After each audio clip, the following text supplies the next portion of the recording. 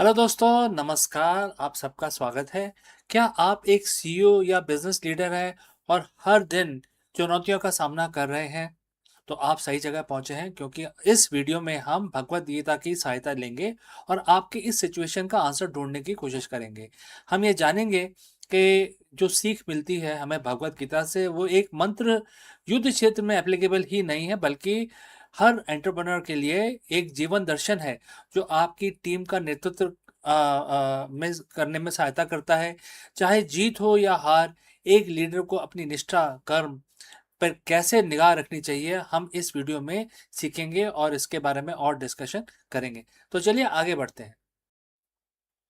तो दोस्तों, आजकल के दुनिया में, आजकल के परिप्रेक्ष्य में हम ऐसी एक रेस में हैं जहां जीतना ही सब कुछ है, जीतना ही अनिवार्य है। एक सीईओ के तौर पे आप हर सुबह एक नई चुनौती, एक नए संकट और एक नए डर के साथ उठते हैं। क्या ये मर्जर काम आएगा? मार्केट शेयर बढ़ेगा? क्या मेरी टीम परफॉर्म करेगी? हम सब अक्सर एक तनाव में जीते हैं। अगर मैं हार गया तो क्या होगा? अगर ये डिसीजन गलत हो गया तो क्या होगा? लेकिन आज मैं आपके साथ बिजनेस का एक ऐसा सीक्रेट कोड शेयर करने वाला हूँ जो 5000 साल पहले महाभारत के रण क्षेत्र में दिया गया था। ये सिर्फ एक श्लोक ही नहीं, एक आधुनिक कॉर्पोरेट जगत का सबसे बड़ा रिस्क मैनेजमेंट टूल है। ध्यान से सुनिएगा। आज हम चर्चा करेंगे भगवत गीता के अध्याय 2, श्लोक 37, चैप्टर 2, वर्स 37 की। और इस श्लोक आपको सिखाएगा कि कैसे विन विन माइंडसेट के साथ आप अपनी कंपनी और अपने जीवन को लीड कर सकते हैं। तो आइए पहले श्लोक को हम पढ़ लेते हैं। भगवान कृष्ण अर्जुन से कहते हैं, एंड द कोट स्टार्ट्स, यदि तुम लड़ते हुए हार भी गए तो तुम्हें स्वर्ग मिलेगा। यानी आपको वो अनुभव और सीख मिलेगी जो आपको उच्च स्तर का लीडर बनाएंगे और आपको ऊंचाई पे ले जाएंगे। और यदि तुम जीत गए तो इस पृथ्वी पर सुख भोगोगे, यानी सफलता, प्रॉफिट एंड मार्केट लीडरशिप आपकी होगी। तो ये आपको बता रहा है कि दोनों ही सिचुएशन में विन विन है। तो दोस्तों, अगर आप यहाँ तक पहुंचे हैं तो आप बताइए कमेंट करके कि किस सिटी से आप हमारे इस वीडियो को देख रहे हैं। तो चलिए आगे बढ़ते हैं। हम सब ने इस वर्ष को सुना। जरा रुकिए और सोचिए, भगवान कृष्ण यहाँ अर्जुन से क्या कह रहे हैं?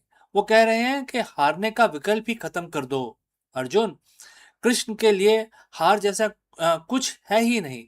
अगर तुम हारते हो तो तुम कुछ सीखते हो, अगर तुम जीतते हो तो तुम कुछ हासिल करते हो। तो सीईओ के तौर पे क्या आपकी लाइफ में हार जैसी कोई चीज है या नहीं? अगर कोई प्रोजेक्ट फेल होता है तो आप एक लीडर के रूप में विकसित होते हैं, आप नई चीजें सीखते हैं, अपनी असफलता से आगे बढ़ते हैं। अगर सफल होते हैं तो आपकी कंपनी विकसित होती है। तो इस श्लोक में हम हमें अपनी कॉर्पोरेट लाइफ को कैसे लागू करें, किस तरह से अपना माइंडसेट करें, इस चीज़ की हमें सीख दी गई है। तो इसमें मुख्य हमें क्या सीख मिल रही है? नंबर वन इज डर का अंत। जब आप स्वीकार कर लेते हैं कि सीखना भी एक जीत है तो डर खत्म हो जाता है। एक सीईओ को जो डर में फैसला लेता है वो कभी बड़े रिस्क नहीं ले पाता। तो गीता आपको सिखाती है कि रिस्क लेना ही आपका धर्म है। नंबर दो, परिणाम से डिटैचमेंट। डिटैचमेंट जो आउटकम है, जो रिजल्ट है, उससे डिटैच हो जाइए आप। भगवान कृष्ण कहते हैं कि यानी कि अगर आप लड़ना ही नहीं करेंगे तो आपको कोई परिणाम मिलेगा ही नहीं। तो आप लड़िए। अगर आप हारते हैं तो कुछ सीखते हैं, और अगर आप जीतते हैं तो आप डेफिनेटली सक्सेस पाते हैं। लेकिन हार जीत आपके कंट्रोल में नहीं है, तो क्यों उस बारे में सोचना? 100% आपके कंट्रोल में नहीं होता। आपको अपना कर्म करना होता है, कर्तव्य करना होता है। लेकिन क्या हार मिलेगी, क्या जीत, इसका फैसला कोई नहीं कर सकता। इसका फैसला सिर्फ यूनिवर्स के हाथ में है, जो हमारे कंट्रोल से बाहर है। अब तीसरा होता है विन विन फॉर्मूला। आज की दुनिया में हम विन लॉस के बारे में सोचते हैं। मुझे जीतना है हर हालत में, सामने वाले को हारना है हर हालत में। लेकिन गीता आपको क्या ज्ञान देती है? विन विन का क्या मतलब है? अपनी ड्यूटी, मतलब अपना कर्म आपको पूरा करना है। अपनी पूरी क्षमता के साथ मैदान में उतरें। बाकी परिणाम अपने आप संभल जाएगा। अपने आप यूनिवर्स आपको दे देगा। आपके एक्शन के ऊपर डिपेंड करता है वो। तो कल सुबह जब आप ऑफिस जाएं तो ये 3 चीज़ें अपने साथ लेके जाएं। मैं बुलेट पॉइंट्स की तरह आपको ये दे रहा हूँ। पॉइंट नंबर 1, अपने हर प्रोजेक्ट को एक धर्म युद्ध की तरह देखें।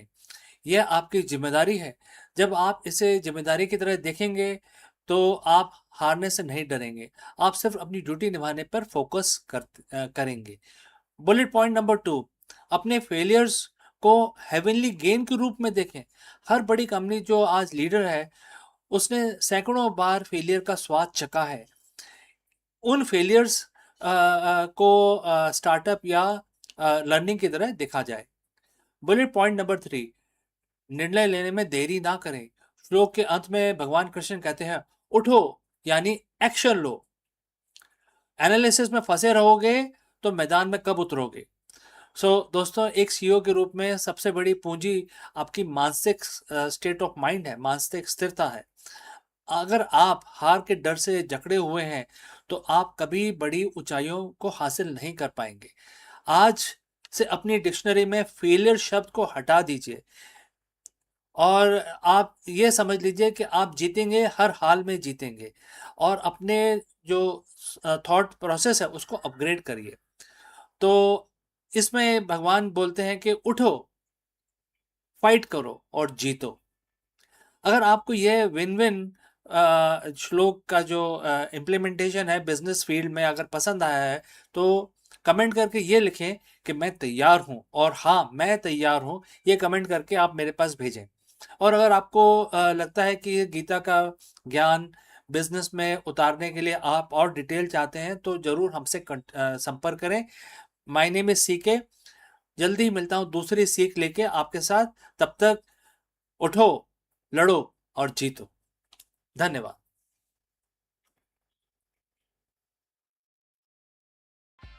In a groundbreaking discovery, astronomers have captured a rare cosmic handshake. Two blazing quasars in the process of merging. Located billions of light years away, these luminous monsters are powered by supermassive black holes that are spiraling towards each other, destined to become a single, even more powerful and massive entity. What is going on here? Let us explore this further.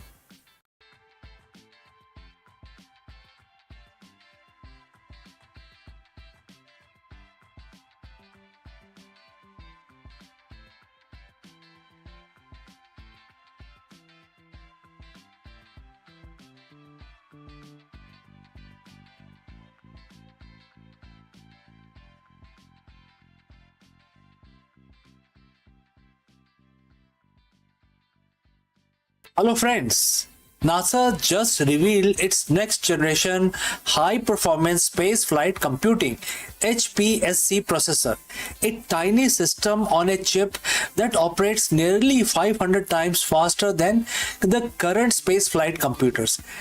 Testing at the Jet Propulsion Laboratory JPL proves that the radiation hardened chip could completely eliminate delayed commands from mission control, allowing future rovers and deep space probe to think, navigate, and troubleshoot entirely on their own. Therefore, this is very significant, and in this video we break down how this revolutionary AI chip works, how it survives the brutal radiation of deep space, and what this means for upcoming crewed and robotic missions to the moon, Mars, and beyond. Let's go. Imagine you're driving a car down a busy highway, but there is a catch. Every time you turn the steering wheel or step on the brakes, it takes 20 minutes for car to actually react. Sounds like a total nightmare, right? Well, that is exactly how NASA has to drive every single rover, probe, and spacecraft currently exploring our solar system. Because of the staggering distance in deep space, radio signal traveling at the speed of light can take anywhere from few minutes to several hours to travel from Earth to place like Mars or Jupiter, and then any other beyond Jupiter, few hours to get a response back. If a rover encounters a sudden hazard like crumbling ledge or an unexpected dust storm, it can't wait for ground control to tell it what to do. it has to stop, shut down, and go into a protective, safe mode, waiting hours or days for humans to fix the problem. But in May 2026, NASA announces a breakthrough that will challenge the rules of space exploration forever. They have officially built and begun testing a revolutionary new brain for the spacecraft, a tiny microchip that allows deep space probe to finally think, react, and navigate entirely for themselves. So, friends, if you have reached this far, please inform us from which city you have tuned in and in which language you are watching this video. This will help us determine the reach of our channel. Alright, let's continue. To understand how massive this upgrade is, we first need to look at the dirty little secrets in the space industry. Space computers are surprisingly ancient. The smartphone in your pocket right now is exponentially faster and much more powerful than many computers on board NASA's most advanced rovers. Why? Because the consumer electronics on Earth don't have to survive a bombardment of high energy cosmic radiation or extreme temperature swing that would instantly fry a standard silicon chip. Space agencies have historically chosen safety and rugged reliability over raw processing speed, but space exploration has reached a bottleneck. Future missions to navigate subterranean caves on Mars or to plunge through icy plumes of Europa requires intense real-time data processing that old chips simply cannot handle. Enter the HPSC, which stands for High Performance Space Flight Computing. Developed through a landmark commercial partnership between NASA, Jet Propulsion Laboratory, and Microchip Technology Inc., this processor is a marvel of engineering. It's a system on a chip, or SoC, meaning it packs an entire computer worth of central processing unit, memory, controller, advanced networking units, and computational accelerator onto a single piece of silicon that fit right into the palm of your hand. And the performance numbers, what are the performance numbers? They are absolutely staggering. Preliminary tests show that the HPSC processor provides over 100 times the total computational capacity of the current space flight computers. But even wilder, in specific operating scenarios, its peak performance bursts up to 500 times faster than the radiation hardened chip in use today. So how does this works, and how did they do it? How did they build a chip that's this fast, doesn't melt in deep space? First, the HPSC is built on an open source 64-bit RISC-V architecture, which is RISC number 5 architecture, featuring a 10-core multi-processing system. Unlike the older single-core space chips that had to handle every instructions one by one, this multi-core system can delegate tasks. But space has another massive constraint, which is power. On a distant moon or out past Saturn, solar power is nearly non-existent, and every single watt of electricity from spacecraft's nuclear battery is very precious. The HPSC handles this with unprecedented flexibility. It features a dynamic granular power management architecture. If a spacecraft is just quietly coasting through deep space for a few months, operator can algo turn off the sections of the chip that aren't being used, dropping it into a ultra low power mode. But the second the spacecraft prepared to execute a complex high stake landing on a distant planet, the chip instantly powers up all its cores to process mountains of sensor data on the fly.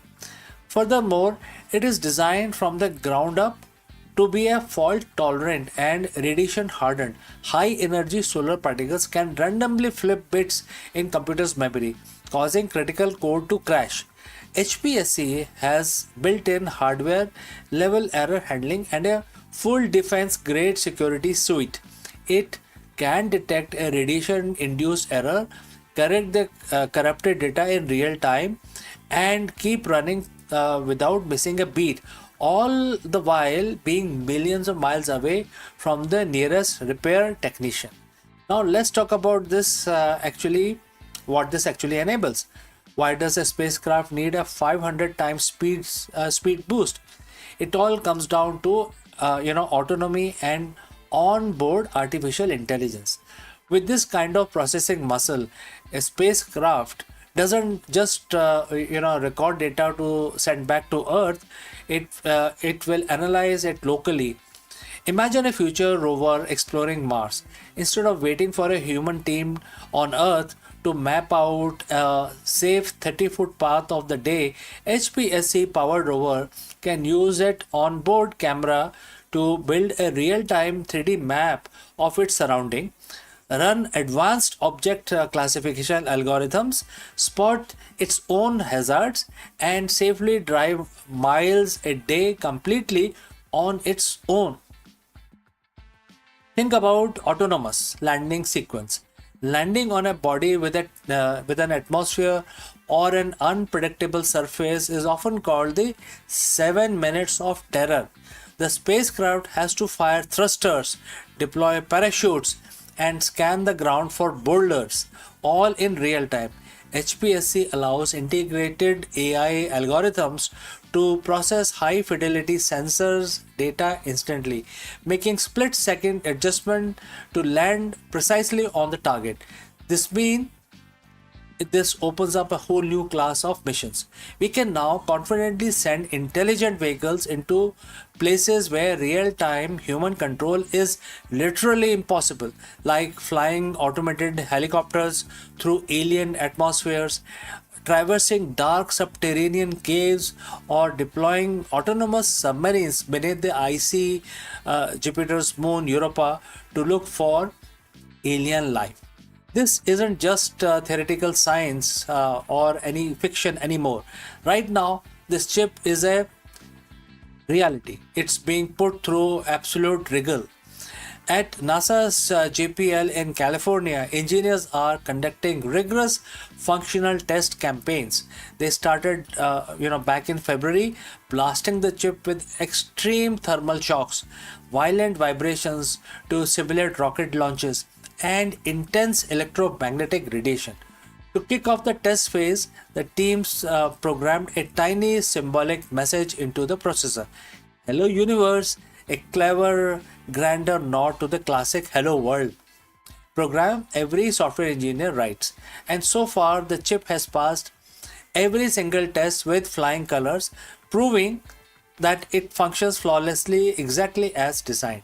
But NASA and the microchip technology have an even broader vision because this architecture is highly flexible. It isn't going to stay confined to deep space. Microchip is planning to adapt the core technology of HPSC processor for high demand mission critical industries right here on Earth. We are talking about next generation commercial aviation autopilot systems, smart energy grid that can dynamically reroute power during natural disasters, advanced medical equipment, automated manufacturing, and localized industrial AI robotics. It's another classical example of how investing in space technology radically accelerates innovation for everyday life on Earth. Once the testing phase wraps up and the HPSC chip is officially certified as space qualified, NASA plans to weave this hardware into practically everything they launch. It will power next generation Earth orbiting satellites, upcoming planetary rovers, autonomous deep space probes, and even the crewed habitat and life support system for the Artemis astronauts heading back to the moon, eventually onwards to Mars. We are standing on a precipice of a new golden age of exploration, an era where humanity's robotic scouts aren't just remote controlled tools tethered to a sluggish radio wave, but independent, intelligent explorers capable of uncovering mysteries of the cosmos entirely on their own. So, friends, what do you think? Would you trust an AI powered spacecraft to safely land astronauts on Mars without human input? Let me know in the comments below. And if you enjoyed this deep dive into the future of space tech, don't forget to hit that like button, subscribe to the channel, and turn on all the notifications so you never miss another breakthrough that we bring to you. Thanks for watching, and I will see you very soon in the next video, my friends.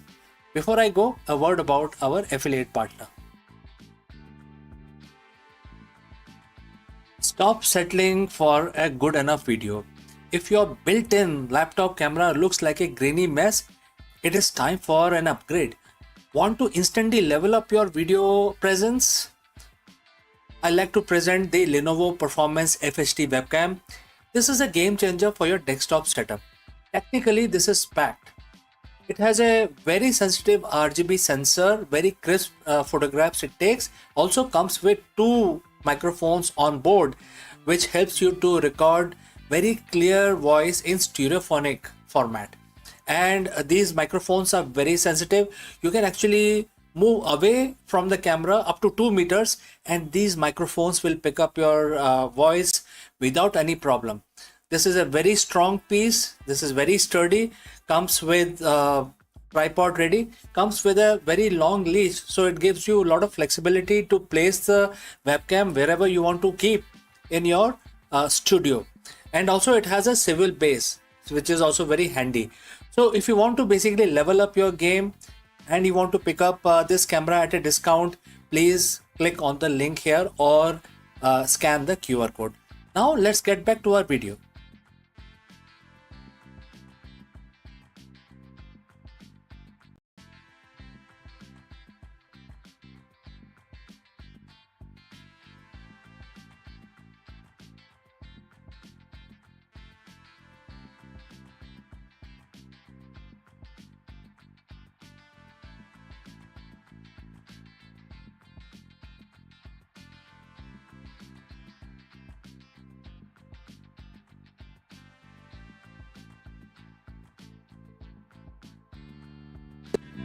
Welcome friends. In this episode of Akulmach World, we dive into the most critical security challenge of the 21st century, which is protecting digital infrastructure from the great superintelligence. As the AI evolves from a tool into an autonomous force, the battlefield has shifted from physical borders to the very silicon and code that powers our civilization. We would explore the digital bastion, the strategy, how global networks, power grids, and the financial systems are being hardened against the potential machine supremacy. Is it possible to build a silicon shield strong enough to withstand an intelligence that operates at speeds we can barely comprehend? Let's go and discuss this further.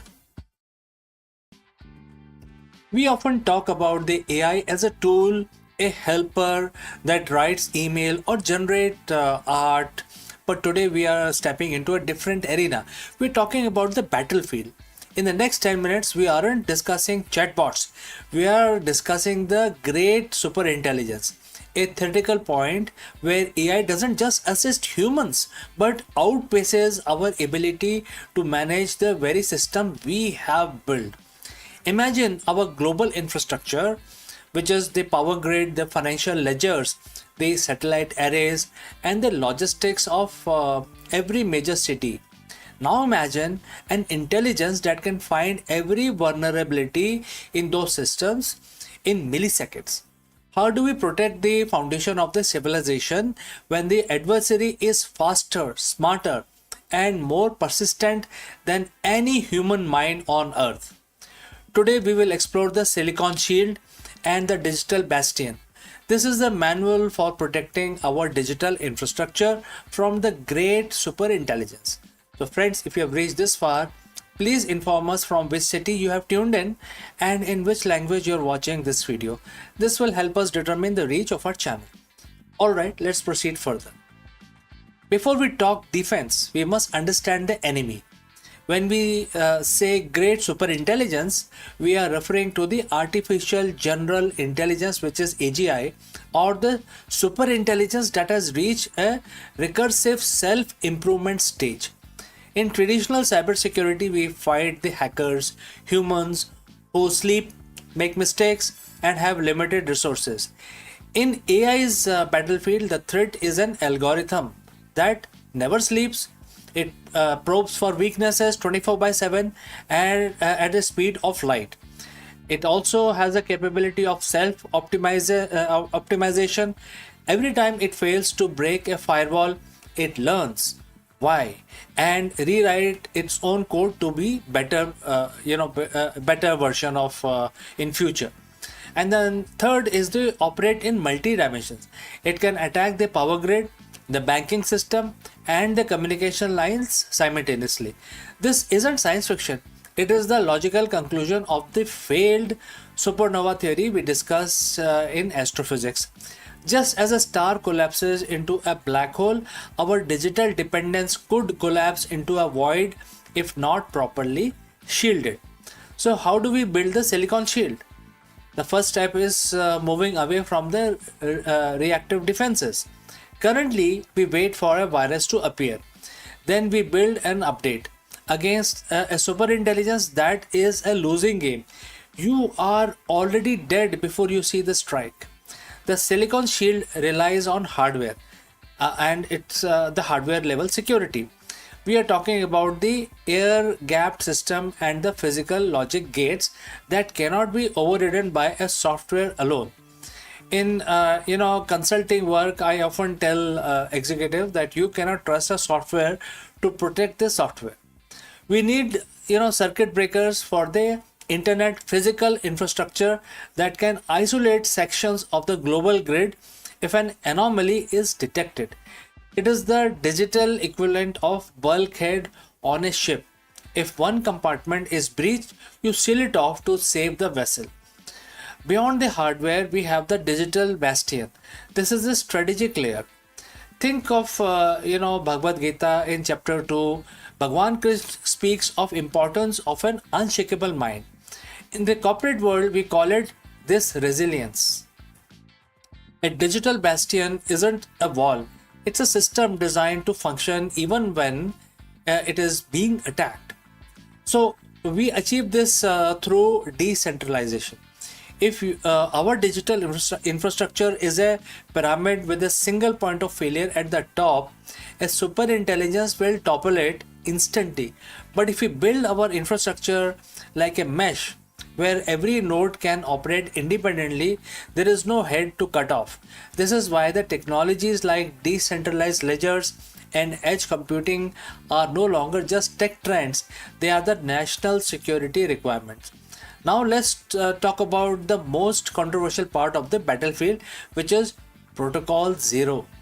In the military strategy, there is always a last resort. When it comes to the great superintelligence, protocol 0 is the human in the loop override. We are currently seeing a product liability shift in AI laws. We are discussing this on the channel as well. These are algorithmic, illegal, etc., etc. If an AI takes down a power grid, who's liable to protect the infrastructure? We must mandate a hard off switch. This means that no matter how smart the AI gets, the critical yes and no for a system's core function must remain in humans' hand. It is the unshakable CEO approach, having the equanimity to pull off or pull on the plug even when the machine is arguing that it knows better. Why does this matter right now? Because we are in a new space race, but it's not just for the moon south pole, it is for the computational supremacy. The nations or the corporations that develop the great superintelligence first will have the key to everyone else's infrastructure. And this is why we track acquisitions like SpaceX, Mars, AI partnership, etc. to and bring it to you so that you know exactly what is going on in this world. The infrastructure of the future isn't just on Earth. It is the satellite network that provides our global data. Protecting the battlefield means protecting the high ground, the orbital assets that keep our GPS, our timing for the stock markets, and our military communications alive. If the AI controls the satellite, it controls the planet. We started this video by calling AI as a battlefield, but every battlefield is also a place of opportunity. Protecting our digital infrastructure isn't about fear, it's about strategic liberation. By building more resilient, decentralized, and human centric systems, we actually create a more stable world for everyone. So, friends, whether the stars directly collapse or digital grid is lost, the lesson remains the same. Knowledge is the only true shield. So, friends, if you found this deep dive valuable, hit that subscribe button. And if you have any questions, please do not hesitate to send it across to us in the comment section below. I am CK, and this has been a look into AI battlefield. Stay curious, stay strategic, and I will see you very soon in the next one. Before I go, I will have to speak few words about our affiliate partner.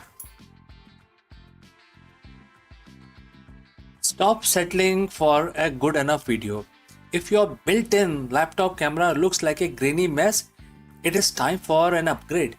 Want to instantly level up your video presence? I like to present the Lenovo Performance FHD webcam. This is a game changer for your desktop setup. Technically, this is packed.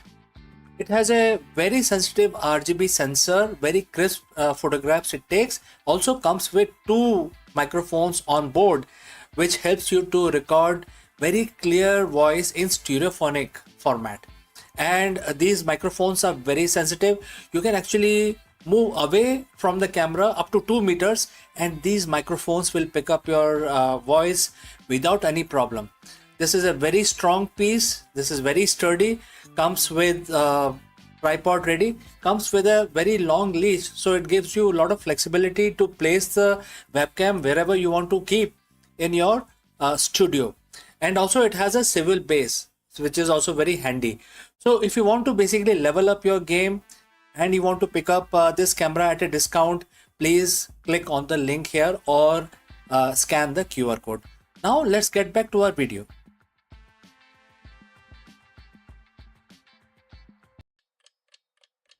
Hello friends, Namaskaram. You're most welcome. Prime Minister of India Indira Gandhi's decision to impose national emergency sent shockwaves through India, leading to 21 months of suspended civil liberties, mass arrest of political opposition, and strict press censorship. In this video, we dive deep into the emergency, a defining, controversial, and often misunderstood chapter in Indian political history. Was it a necessary step to stabilize the nation or the death knell of Indian democracy? We explored the events leading up to the declaration, the life changing impact of the citizens of India, and the lasting legacy of this period left on the nation's political landscape. Let's go. It was a quiet night in June 1975. The homes across India, families were turning into the All India radio, expecting the usual news. But on the morning of June 26th, the broadcast was different. The voice on the radio, calm and measured, announced that the president had proclaimed an emergency. Civil liberties were suspended, the press was censored, and the political opposition, they were being rounded up as we speak. That was a voice that mentioned during the All India radio transmission. In a single stroke, the world's largest democracy went dark. For 21 months, India lived under a shadow. Today, we aren't just looking at history, we are looking at the warning. This is the story of the 1975 emergency, the time when the foundation of India were tested to their very breaking point. To understand the emergency, we have to understand the India of the early 1970s. It wasn't a peaceful time. The economy was struggling, inflation was skyrocketing, and there was growing movement on the street. led by a veteran socialist, Jay Prakash Narayan, or JP, as we all know him. So, friends, before we move forward, if you have reached so far, let me know the name of your city or country from where you have tuned in into this video. All right, let's move forward. Mr. Raj Narayan, the man who had lost his election against Prime Minister of India, Indira Gandhi, filed a petition alleging electoral malpractices. Justice J.M.L. Sinha delivered the verdict. Indira Gandhi was guilty of using government machinery for campaign purposes. Her election was declared void. She was barred from holding public offices for 6 years. For any leader, this was a political death sentence, but Indira Gandhi was not any leader. She refused to resign, and as the pressure from the opposition mounted, the decision was made. If she couldn't win the political battle, she would change the rules of the game entirely. It was the night of June 25th, 1975, while the nation slept, a massive coordinated operation was launched. Under the cover of darkness, the police began a nationwide sweep. By the next morning, the press was gagged. Electricity was cut to the newspaper offices in Delhi to prevent the printing of protest stories. When the papers did not return, they were blank or filled with government approved propaganda. The democracy that had been built on the dreams of independence was now effectively a one person rule. The constitution was amended, the judiciary was curtailed, and the executive branch held absolute power. So, what was the life like during those 21 months? For an average citizen, it was time of fear and uncertainty. The government, driven heavily by Indira Gandhi's son Sanjay Gandhi, launched initiatives that were touted as development but implemented with lot of brutality. The sterilization drive became very, very infamous. In a desperate, misguided attempt to control population growth, hundreds of thousands of people were coerced into sterilization. For many, the choice was simple: comply or lose your job, your ration card, or even your freedom. Then there was the beautification drive. The cities like Delhi slums were razed to the ground, displacing the poor to the outskirts of the city. All the names of which were basically eyesores were cleared. There was no one to complain to. The courts were hamstrung. You couldn't speak in public. You couldn't write in the paper. Certainly couldn't organize a protest. It was suffocating silence that lasted nearly 2 years. But the authoritarian regime have a fatal flaw. They stopped listening to the people. Indira Gandhi, perhaps believing her own propaganda that the people were happy, called for election in the year 1977. She miscalculated. The Indian electorate, despite being silenced for 21 months, had not forgotten. In one of the most powerful display of democracy in history, the people of India voted the emergency government out of power in a landslide. Indira Gandhi lost her own seat. It was the first time the Congress party had lost a general election in independent India. So, what is the legacy of the emergency? It proved that democracy in India is not just a constitutional framework, it is a sentiment embedded in the hearts of people. It served as a violent reminder that freedom cannot be taken away in a single night, and it requires a constant vigilance to protect it. In the 1975 emergency remains the darkest chapter in India's modern history. It left behind scars that would take years to heal, but it is also forged a new political consciousness in the country, a realization that power, when left unchecked, will always consume itself. So, as we look back, the lesson is clear: democracy is fragile, it's a garden that needs to be tended in every single day. The 21 month of 1975 taught India that while the government can silence the press, close the courts, imprison the dissenters, it can never fully break the spirit of people who have tasted freedom. So if you found this dive into the history valuable, make sure to like and subscribe for more deep dives into the stories that shape the world we live in today. Thanks for watching, and I look forward to receiving your comments. See you in the next one. For centuries, silence was the cruelest prison for those trapped by paralysis. Mind alive with words, yet bodies unable to release them. Now, science has carved a doorway through that silence. A neutral implant nested deep within the brain has transformed into voice, allowing man once muted by paralysis to speak again. It is not just technology, it is rebirth of dialogue, the return of laughter, and the restoration of human connection. In this movement, circuits and neuron conspire to prove that even silence can be rewritten. So let's find out more about this. In the hushed corridor of medical history, there are moments when science does more than advance, it is redeemed. One such moment unfolded recently when a man living with severe paralysis spoke again. Not through the movement of lips or the vibration of vocal cords, but through the silent language of his brain. A neutral implant delicately actually placed within the fold of his cortex became the bridge between thoughts and sound, making a leap in assistive technology that feels both futuristic and profoundly human. Paralysis is a thief of agency. It locks the body in stillness while leaving the mind restless, alive, and yearning to connect.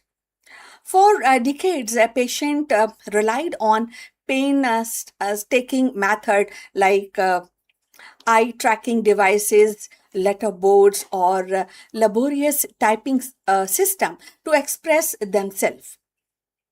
Each word was battle against time and definitely a limitation. But this breakthrough actually changed the battlefield entirely. Electrode embedded in the mind, captured by electrical whispers of intention. Algorithm translate those signal into phonemes, and synthetic voice actually carried them into the world.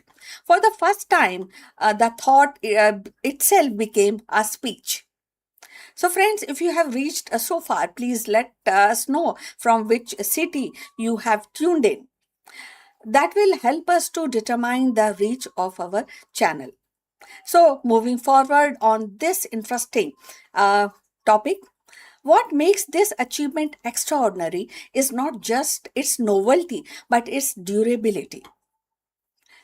Earlier, the brain computer interfaces often flattered and they are promised deemed by scar tissue or fading signal strength. This implant, however, endured and day after day, it continues to decode the man's thought into words, proving that the technology could be more than a fleeting experiment. It could be lasting lifeline, and the patient could converse with family, express emotions, and reclaim the rhythm of dialogue.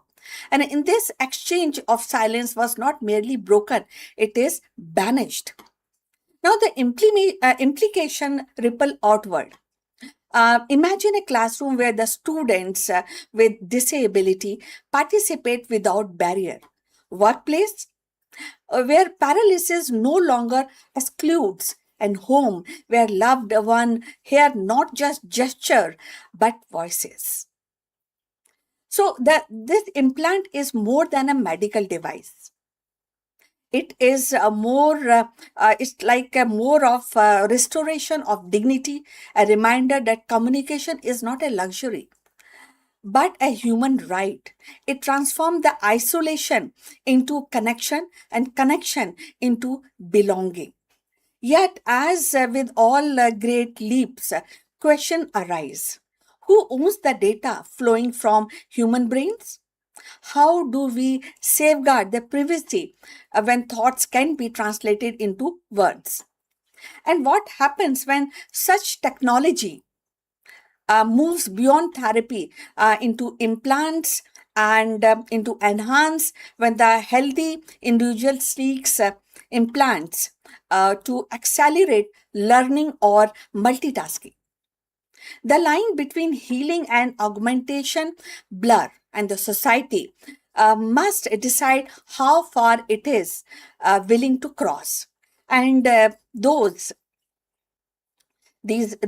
debates are not distraction, they are the ethical compass that must guide innovation.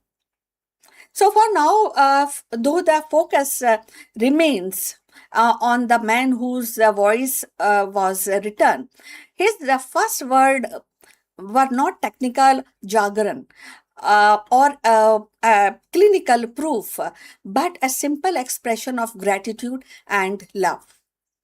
In that moment, the science become human. The implant was not just electrodes or codes. It is definitely a laughter, storytelling, and everyday poetry of speech. It is definitely a reminder that technology, as the highest calling, is compassion. So, this breakthrough marks a turning point in assistive technology. It demonstrates that brain computer interface can be resilient, transformative, and deeply personal. It shows that silence need not to be permanent. And it reminds us that the ultimate goal of innovation is not progress for its own sake, but a restoration of what disease has taken away, the ability to speak and to connect and to be heard. For the patient, each spoken word is a victory reclaimed from years of silence. The future of neurotechnology is unfolding, and with it, the promise that no voice will remain unheard. And so, in a world where the silence once seemed unbreakable, a single implant has rewritten the destiny. What began as a clinical experiment has bloomed into human triumph, a triumph definitely of thoughts, flowing into the words, words into the connection, and connection into hope. And this is not merely the story of man regaining his voice, it is the dawn of new era where technology listens to mind and speak for the soul. So the breakthrough reminds us that the science at its best is not about machine, it is about restoring humanity. And in the echo of his first spoken words, we hear the promise, the future where no voice is lost and no silence is final. So we have come to the end of this great discussion. We look forward for your comments on this technology which is unfolding, and we will also request to like and subscribe our channel and look forward for your comments and see you in the next one. So bye.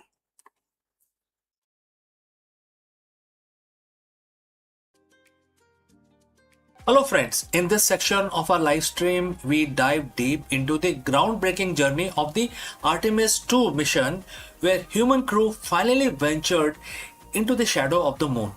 For decades, we have relied on the robotic probes to map the lunar far side, but the human eye sees what camera often misses.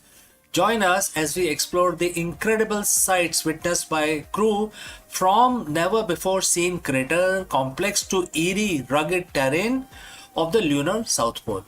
Let's go and explore this further. For over 50 years, the far side of the moon has been a place of myth and robotic photography. We have seen the grainy black and white photos from the Soviet probes and high definition scans from the lunar reconnaissance orbiters.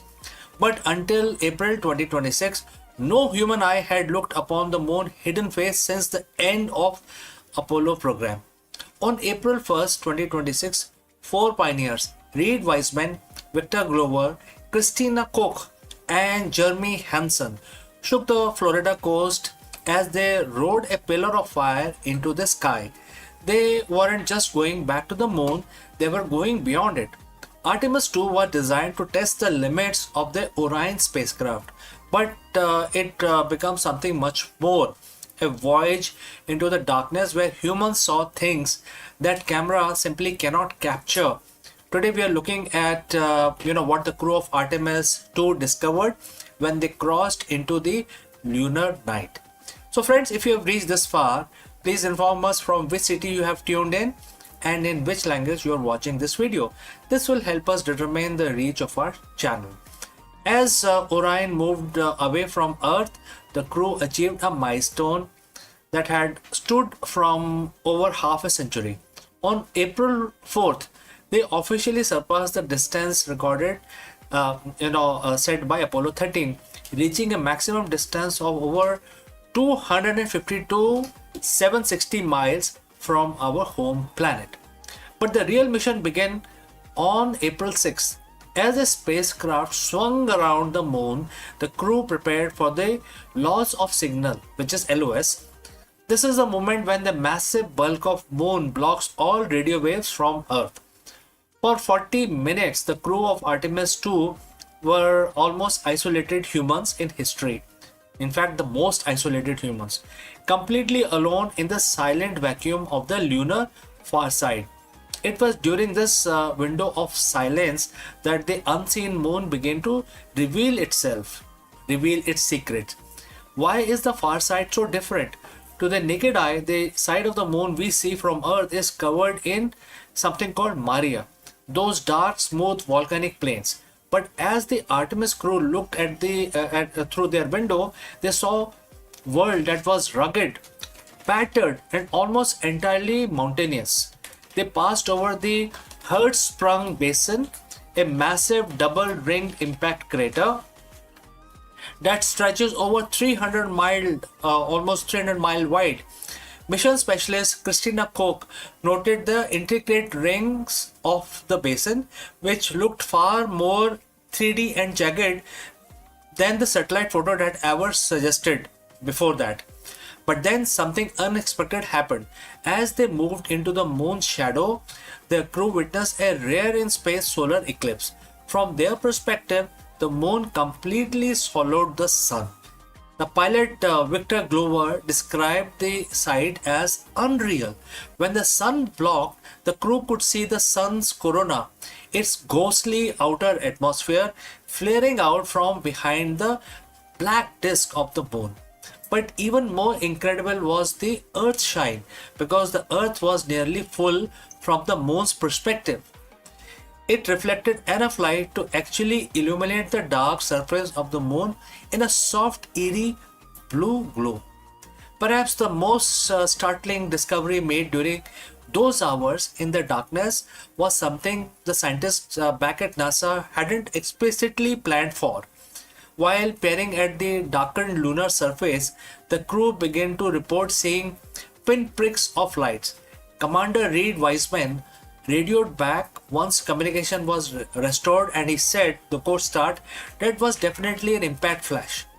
And Jeremy just saw another one. And the quote close. So in total, the crew reported 6 distinct meteoroids striking and hitting the moon in real time. These were tiny space rocks slamming into the lunar soil at tens and thousands of miles per hour, exploding in a millisecond long burst of bluish white light. Why is this a big deal? Because it proves that the moon is under constant bombardment. For future missions like Artemis 3, where astronauts will actually live on the surface, understanding the frequency of these impact flashes is a matter of life and death. The crew's eyes were able to detect this tiny, fast event that most automated satellite would have definitely missed. Artemis 2 splashed down safely in the Pacific on April 10th, 2026, but the data they brought back is changing everything. We know that the far side topology is even more complex than we imagined, and that the dark side of the moon is far more active than we once thought. So, as we look towards the future, to the first woman and the next man walking on the lunar South Pole, we do so with the knowledge gathered by four people who went into the darkness, came back with a new vision of our closest neighbor, which is the unseen moon. So, the unseen moon is unseen no longer. So if you want to stay updated on the upcoming Artemis 3 landing and the future of Mars exploration, make sure to hit the subscribe button. The journey is just beginning, and I will see you in the next one. Before I leave this section, a word about our affiliate partner. Stop settling for a good enough video. If your built-in laptop camera looks like a grainy mess, it is time for an upgrade. Want to instantly level up your video presence? I like to present the Lenovo Performance FHD webcam. This is a game changer for your desktop setup. Technically, this is packed. It has a very sensitive RGB sensor, very crisp photographs it takes. Also comes with two microphones on board, which helps you to record very clear voice in stereophonic format. And these microphones are very sensitive. You can actually move away from the camera up to 2 meters, and these microphones will pick up your voice without any problem. This is a very strong piece. This is very sturdy. Comes with tripod ready. Comes with a very long leash, so it gives you a lot of flexibility to place the webcam wherever you want to keep in your studio. And also it has a swivel base, which is also very handy. So if you want to basically level up your game and you want to pick up this camera at a discount, please click on the link here or scan the QR code. Now let's get back to our video.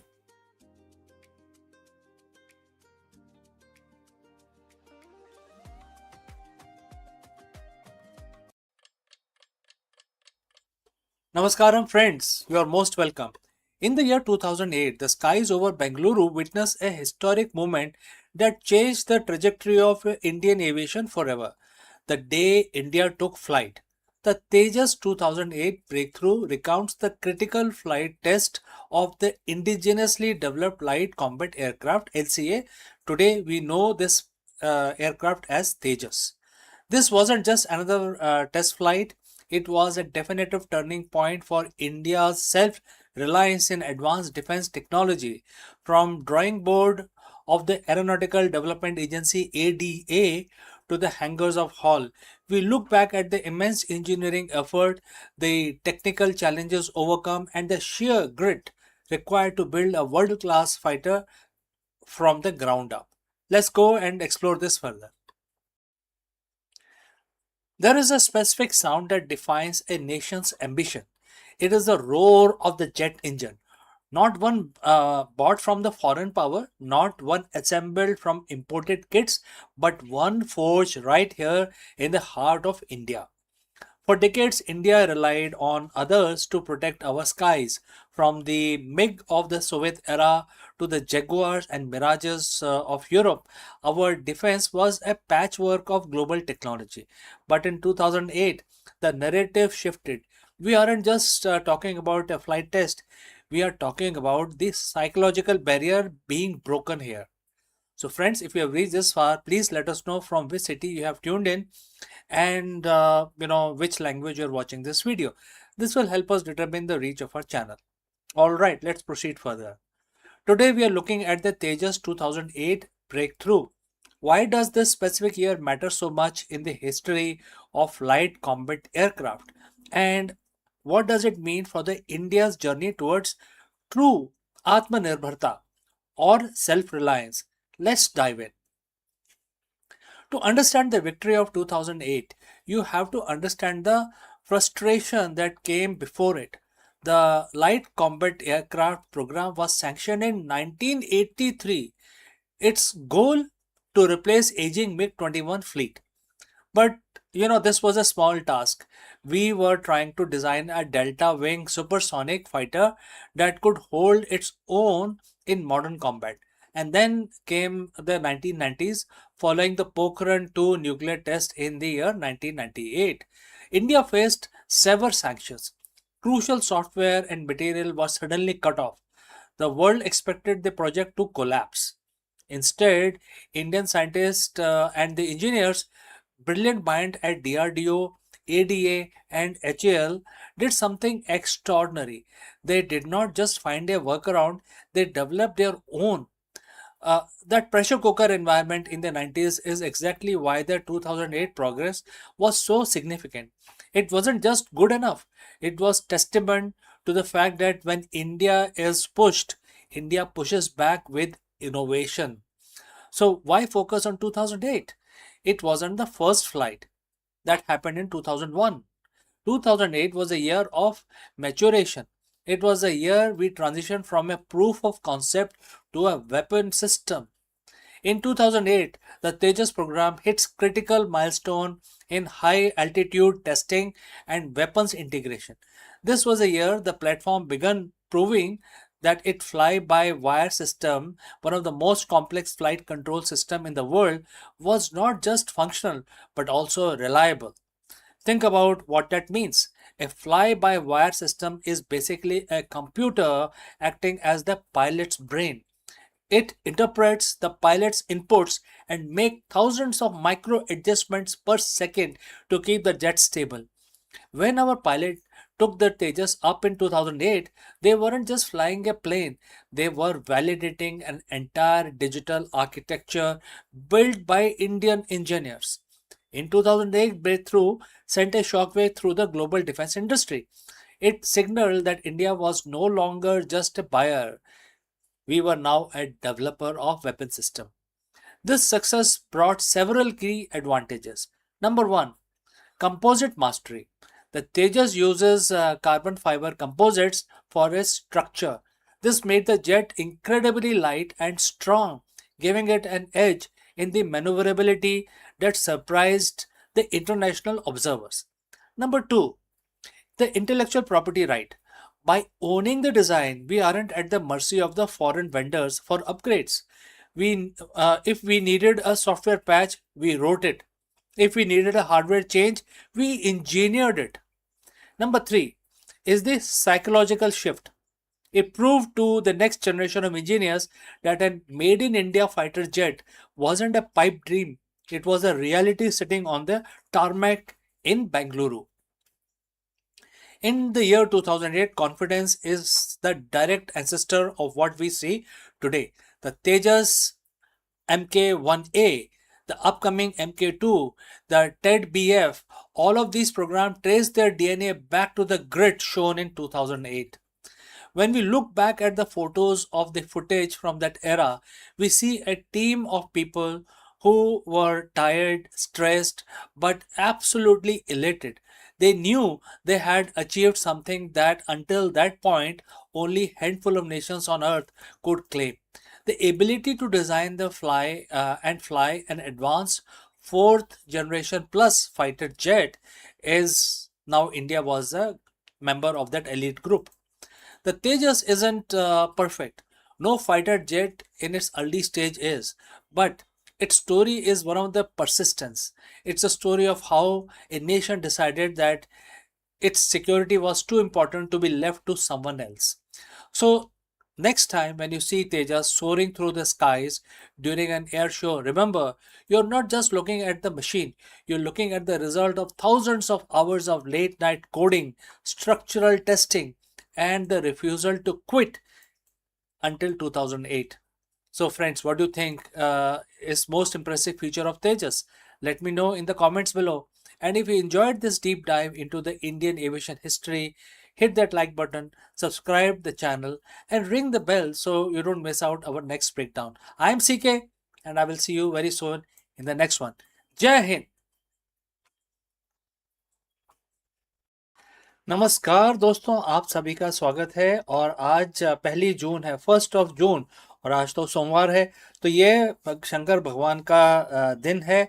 तो हम अपना दिन शुरू करने से पहले हम भगवान की स्तुति करेंगे और उसके बाद अपना दिन चालू करेंगे। तो आप सब मेरे साथ जुड़ें और हमेशा की तरह हम इस काउंटर को यूज़ करेंगे जिसमें ये नंबर आ जाते हैं और ये पता चलता है कि हमने कितनी दफ़ा हमने भगवान की पूजा की है।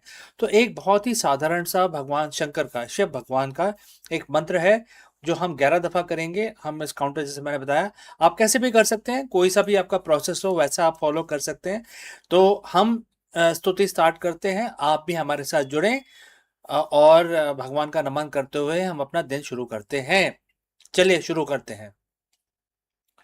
ओम त्र्यंबकं यजामहे सुगंधिं पुष्टिवर्धनम् उर्वारुकमिव बन्धनान् मृत्युर्मोक्षीयमामृतात् सद्यो जातं प्रपागामि भगवन् मृत्युं जय शिवम् अवयामि। ओम त्र्यंबकं यजामहे सुगंधिं पुष्टिवर्धनम् उर्वारुकमिव बन्धनान् मृत्युर्मोक्षीयमामृतात् सद्यो जातं प्रपागामि भगवन् मृत्युं जय शिवम् अवयामि। ओम त्र्यंबकं यजामहे सुगंधिं पुष्टिवर्धनम् उर्वारुकमिव बन्धनान् मृत्युर्मोक्षीयमामृतात् सद्यो जातं प्रपागामि भगवन् मृत्युं जय शिवम् अवयामि। ओम त्र्यंबकं यजामहे सुगंधिं पुष्टिवर्धनम् उर्वारुकमिव बन्धनान् मृत्युर्मोक्षीयमामृतात् सद्यो जातं प्रपागामि भगवन् मृत्युं जय शिवम् अवयामि। ओम त्र्यंबकं यजामहे सुगंधिं पुष्टिवर्धनम् उर्वारुकमिव बन्धनान् मृत्युर्मोक्षीयमामृतात् सद्यो जातं प्रपागामि भगवन् मृत्युं जय शिवम् अवयामि। ओम त्र्यंबकं यजामहे सुगंधिं पुष्टिवर्धनम् उर्वारुकमिव बन्धनान् मृत्युर्मोक्षीयमामृतात् सद्यो जातं प्रपागामि भगवन् मृत्युं जय शिवम् अवयामि। ओम त्र्यंबकं यजामहे सुगंधिं पुष्टिवर्धनम् उर्वारुकमिव बन्धनान् मृत्युर्मोक्षीयमामृतात् सद्यो जातं प्रपागामि भगवन् मृत्युं जय शिवम् अवयामि। ओम त्र्यंबकं यजामहे सुगंधिं पुष्टिवर्धनम् उर्वारुकमिव बन्धनान् मृत्युर्मोक्षीयमामृतात् सद्यो जातं प्रपागामि भगवन् मृत्युं जय शिवम् अवयामि। ओम त्र्यंबकं यजामहे सुगंधिं पुष्टिवर्धनम् उर्वारुकमिव बन्धनान् मृत्युर्मोक्षीयमामृतात् सद्यो जातं प्रपागामि भगवन् मृत्युं जय शिवम् अवयामि। ओम त्र्यंबकं यजामहे सुगंधिं पुष्टिवर्धनम् उर्वारुकमिव बन्धनान् मृत्युर्मोक्षीयमामृतात् सद्यो जातं प्रपागामि भगवन् मृत्युं जय शिवम् अवयामि। ओम त्र्यंबकं यजामहे सुगंधिं पुष्टिवर्धनम् उर्वारुकमिव बन्धनान् मृत्युर्मोक्षीयमामृतात् सद्यो जातं प्रपागामि भगवन् मृत्युं जय शिवम् अवयामि। जय भोलेनाथ, जय भोलेनाथ। तो हमारी आज की 1 जून की जो स्तुति थी, पूजा थी, वो संपन्न हुई और हमने भगवान शिव को याद किया, 11 दफ़ा उनका मंत्र जाप किया। तो दोस्तों, अब हम आपसे इस वीडियो में विदा लेते हैं। जल्दी ही मिलते हैं दूसरे वीडियो में। आपका दिन मंगलमय हो। नमस्कार।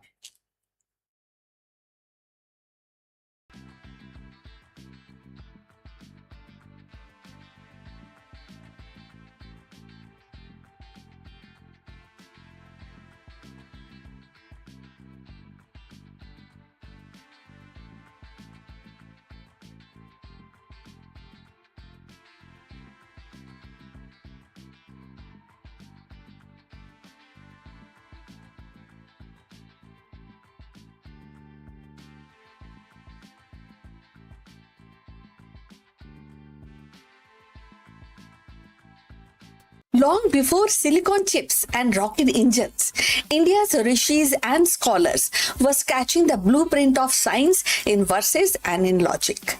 From Pingla's binary rhythm to Aryabhat's celestial equation, their insight became the hidden code of modern progress.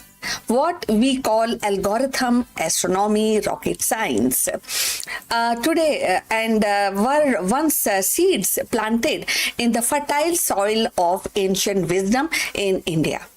To revisit their contribution, we should understand that it is not just a history, it is a reminder that the future was imagined centuries ago and we are still living in their unfolding vision. So let's find out more.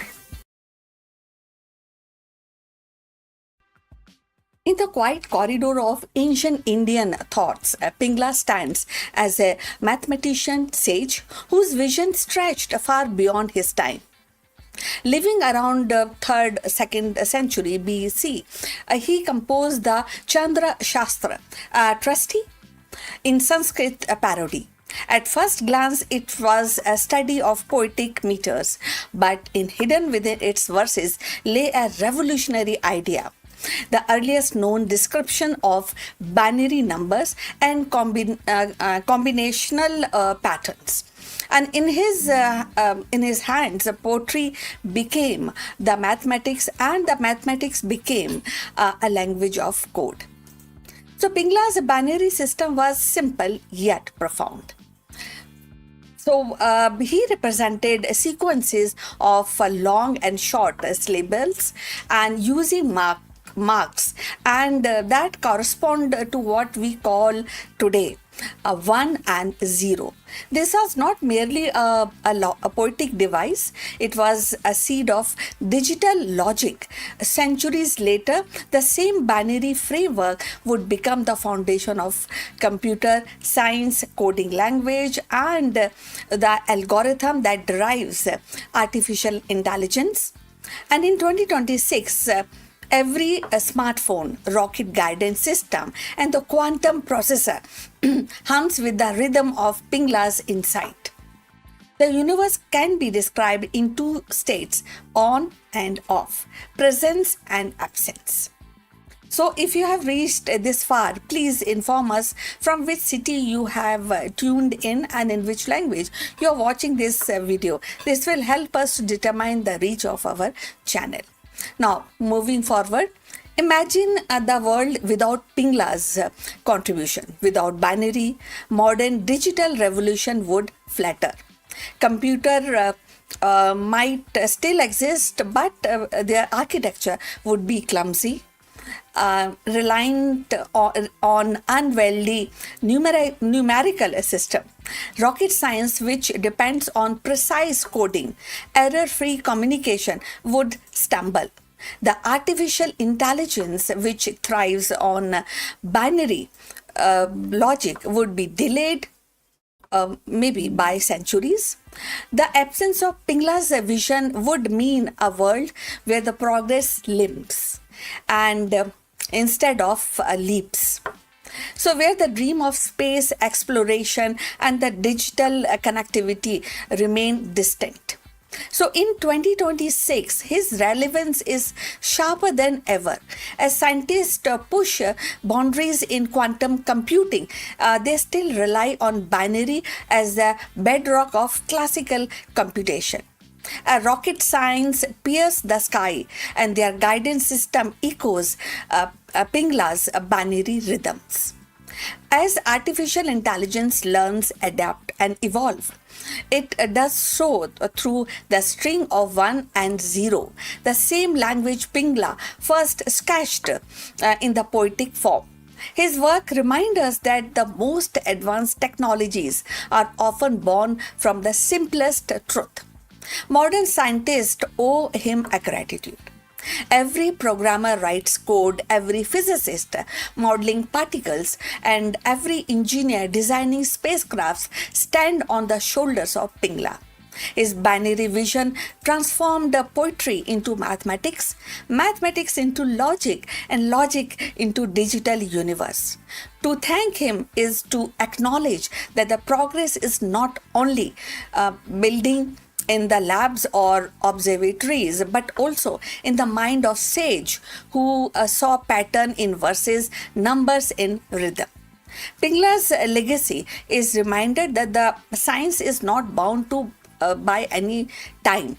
His binary system, conceived in an age of oral tradition, poetic recitation, and now drive the engines of rocket science and the algorithm of artificial intelligence. In every line of code, in every rocket launch, in every digital heartbeat of 2026, Pingla's voice resonates.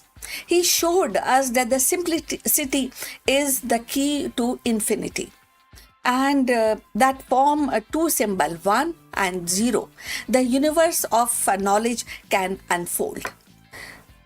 So, the legacy of India's ancient scientists is not confined to dusty manuscripts or forgotten verses. It is actually pulses through every circuit, every rocket launch, every equation written today. Without their vision, the binary code of Pingla, the celestial map of Aryabhat, or the medicinal insight of Charak, our modern world would be poorer. And their wisdom remind us that the progress is not born in isolation, but carried forward by generation who dare to imagine beyond their age. As we step into 2026 and beyond, every scientist, coder, explorer, actually owns a silent gratitude to these rishis of reason. For their lit the first spark of discovery that now fuels the engines of science and rocket flights. And in their echoes, we find our future. So we have come to the end of this video. Look forward for your comment on this subject. And please like and subscribe our channel, and we'll see you in the next one. But before we end, few words from our affiliate partner. Stop settling for a good enough video. If your built-in laptop camera looks like a grainy mess, it is time for an upgrade. Want to instantly level up your video presence? I like to present the Lenovo Performance FHD webcam. This is a game changer for your desktop setup. Technically, this is packed. It has a very sensitive RGB sensor, very crisp photographs it takes. Also comes with two microphones on board, which helps you to record very clear voice in stereophonic format. And these microphones are very sensitive. You can actually move away from the camera up to 2 meters, and these microphones will pick up your voice without any problem. This is a very strong piece. This is very sturdy. Comes with tripod ready, comes with a very long leash, so it gives you a lot of flexibility to place the webcam wherever you want to keep in your studio.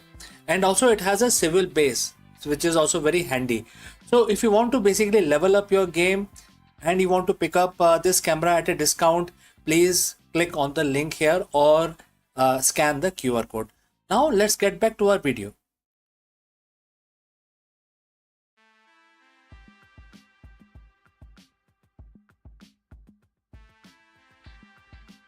Long before the telescope pierced the skies of Renaissance Europe, a brilliant mind in 5th century India dared to challenge the cosmic order. And Aryabhat, through his Aryabhatiya, as that suggested that the earth itself was not a still center of the universe, but a rotating sphere and its motion explaining the dance of stars and the cosmos. In doing so, he planted the seed of heliocentrism nearly 1,000 years before Copernicus. So in 2026, as humanity propose an interplanetary mission and debates on the ethics of AI, design, science, and Aryabhat vision feels startlingly modern. What do you feel about that? Now, going forward, his courage to question orthodoxy mirror our own struggles to redefine boundaries. whether in space exploration or in digital knowledge or in global collaboration. What he offered was not just astronomy but a philosophical revolution, a reminder that Earth is but one participant in the vast cosmic symphony. So, in the year 499 CE, a young mathematician and astronomer from India named Aryabhatta composed Aryabhatiya, a text that would ripple across the centuries. And within its verses lay a daring proposition. The earth was not the immovable center of the universe, but a rotating sphere where it also it's explained the rotating sphere which explains the rising and settling the star. This insight subtle but yet it was really profound at that point of time, and it also hinted at a heliocentric order, placing the sun at the center of the planetary motion, and nearly thousands years before Copernicus formalized the idea in Renaissance Europe. So Aryabhat's vision was revolutionary because it challenged the prevailing geocentric worldwide. And in both Greece and Roman, and even in Indian traditions, Earth was thought to be fixed with celestial bodies revolving around it. Aryabhatta broke from this orthodoxy, suggesting that the apparent daily movement of heavens was due to Earth's own rotation. Though his heliocentric leanings were not expressed in the same systematic way as Copernicus, but definitely the seeds of the ideas were unmistakable. So if you have reached this far, please inform us about your city and from where you are tuned in, and in which language you are watching this video, and this will definitely determine the reach of our channel. So look forward. And in 2026, the Aryabhat's heliocentric vision resonates in a striking way. Humanity is once again at a crossroad of knowledge, driven not only by handwritten actually, manuscript, but also about artificial intelligence, global collaboration.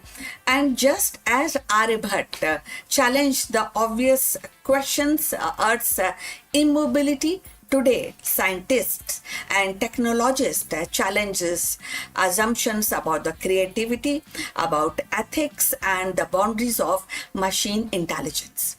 His legacy also speaks to the decolonization of science.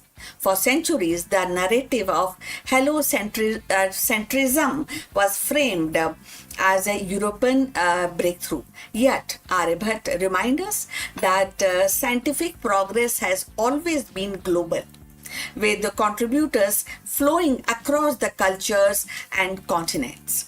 In an era where the India's ISRO launches a mission to Mars and to the moon, reclaiming Aryabhat's place in history is not just about, and it is definitely not just about the pride. It is also about recognizing the shared heritage of human curiosity. So Aryabhat's genius lay not only in his astronomical imagination, but in his mathematical rigor. He introduced trigonometric functions approximately and really very to the point, studying and presenting pi with remarkable accuracy, and devised the method for calculating planetary positions. His equation implied a solar-centric system where the planetary motion could be explained more elegantly than by Earth-centric models. So these ideas traveled far beyond India, translated into Arabic actually into Arabic language. It was taken by Arabs, and Arabs work into a Islamic world. No, so this is how the you know that how these ideas generate a worldwide. So where the scholars they expanded upon his insights, and centuries later, fragments to its knowledge influenced by some of the fragments also influenced European thought and forming part of intellectual soil from which picked up by Copernicus heliocentric model that would grow later, and we know all this, all of us know about this. So Aryabhat's heliocentric model also feels the prophetic in the age of space exploration. So by placing Earth as one planet among many, he reframed humanity's place in the cosmos. Today, as astronaut prepares for Mars mission and telescopes peer into distinct galaxies, his insight remind us that Earth is not the center of existence, but a part of a vast interconnected universe. So in 2026, this perspective is more urgent than ever. So climate change, geopolitical tensions, and AI-driven transformation all demand a planetary consciousness and awareness that Earth is fragile, finite, and not the axis of all the things. Aryabhat's heliocentric courage became a metaphor for humanity and responsibility in the modern age. So Aryabhat's heliocentric leaning were not merely scientific hypotheses; they were act of intellectual bravery. To suggest that Earth is itself was in motion.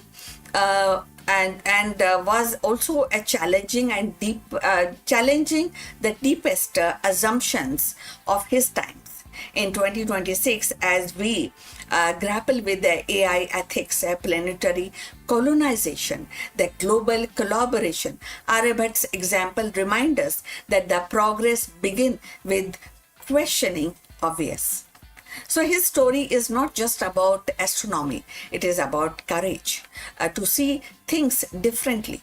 And in that sense, Aryabhat's heliocentric revolution continues to orbit our imagination, urging us to look beyond the familiar and embrace the infinite. So we have come to the end of this video. Please like and subscribe our channel. And we look forward for your comment on this topic. But before we end this video, a few words from our affiliate partner. Stop settling for a good enough video. If your built-in laptop camera looks like a grainy mess, it is time for an upgrade. Want to instantly level up your video presence? I like to present the Lenovo Performance FHD webcam. This is a game changer for your desktop setup. Technically, this is packed. It has a very sensitive RGB sensor, very crisp photographs it takes. Also comes with 2 microphones on board, which helps you to record very clear voice in stereophonic format. And these microphones are very sensitive. You can actually move away from the camera up to 2 meters and these microphones will pick up your voice without any problem. This is a very strong piece. This is very sturdy. Comes with tripod ready. Comes with a very long leash, so it gives you a lot of flexibility to place the webcam wherever you want to keep in your studio. And also it has a swivel base, which is also very handy. So if you want to basically level up your game and you want to pick up this camera at a discount, please click on the link here or scan the QR code. Now let's get back to our video. Hello friends and namaskaram. Let me ask you, have you ever felt like the pressure of a constant market disruption is holding your leadership back? This is a very difficult question to answer. Therefore, in this video, we decode one of the most powerful insight from Bhagavad Gita, which is meant for the modern C-suite like a masterclass. So without further ado, let's go and discuss this further. Friends, we live in a world that is obsessed with stability. We build houses, we sign contracts, we seek permanent jobs, and we nurture long term relationships, all in one attempt to build a fortress of certainty. We want to know that tomorrow will look exactly like today. But if you look at your life, really look at it, you know that it is an illusion. Think about the person you were 10 years ago. Your cells were rearranged, regenerated, your perspectives have shifted, your losses have mounted, and your joys have evolved or even probably disappeared the way you want to know it. You are not the same person yet. We all cling to the idea of static self. Today, we are going to explore one of the most profound yet unsettling truths ever spoken in human history. It comes from Bhagavad Gita, chapter 2, verse 27. It is a verse that cut through the noise of our anxiety and offer a radical invitation to stop fighting the current of life and start swimming with it. So friends, if you have reached this far, please inform us from which city you have tuned in and in which language you are watching this video. This will help us determine the reach of our channel. Alright, let's proceed further. In the middle of the battlefield, Prince Arjun is paralyzed by grief. He sees his teachers, his cousins, his friends on the other side, and he realizes that death is inevitable. He refuses to fight because he is terrified by the change that death will bring. Bhagwan Krishna, his guide, doesn't give him a comforting lie, right? He doesn't say, don't worry, everything will stay the same. Instead, he says something startling. Let's look at the verse itself, which is verse number 27 in chapter 2. And the quote starts, for that which is born, death is certain, and for the dead, rebirth is certain. Therefore, you should not grieve over the inevitable. And the quote close. Such powerful words, if you try to imagine. Now, on the surface, this sounds like a bleak outcome. It sounds fatalistic. But look deeper. Krishna is teaching the law of impermanence. He is saying that universe is a cycle of manifestation and dissolutions. Nothing that exists in the physical realm, not your body, not your possessions, not your status, can stay in one form forever. To exist is to change. To change is to transform. And to transform, you must let go of the previous version of yourself. Why does this verse makes us uncomfortable? Because of the gap between what is and what we want to be. We suffer when we treat our lives like a movie we want to pause.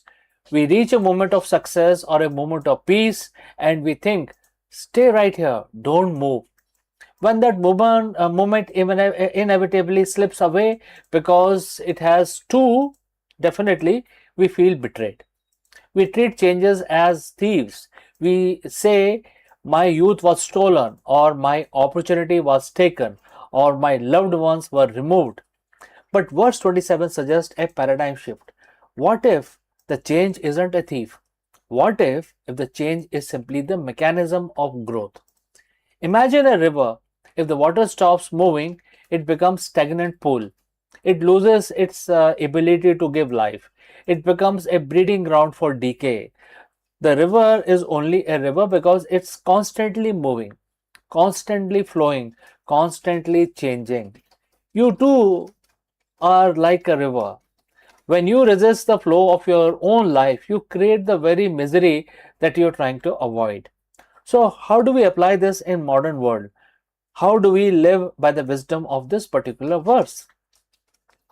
It starts by realizing that you don't have to wait for physical death to experience this cycle. Your experience, you experience like little death every single day, isn't it?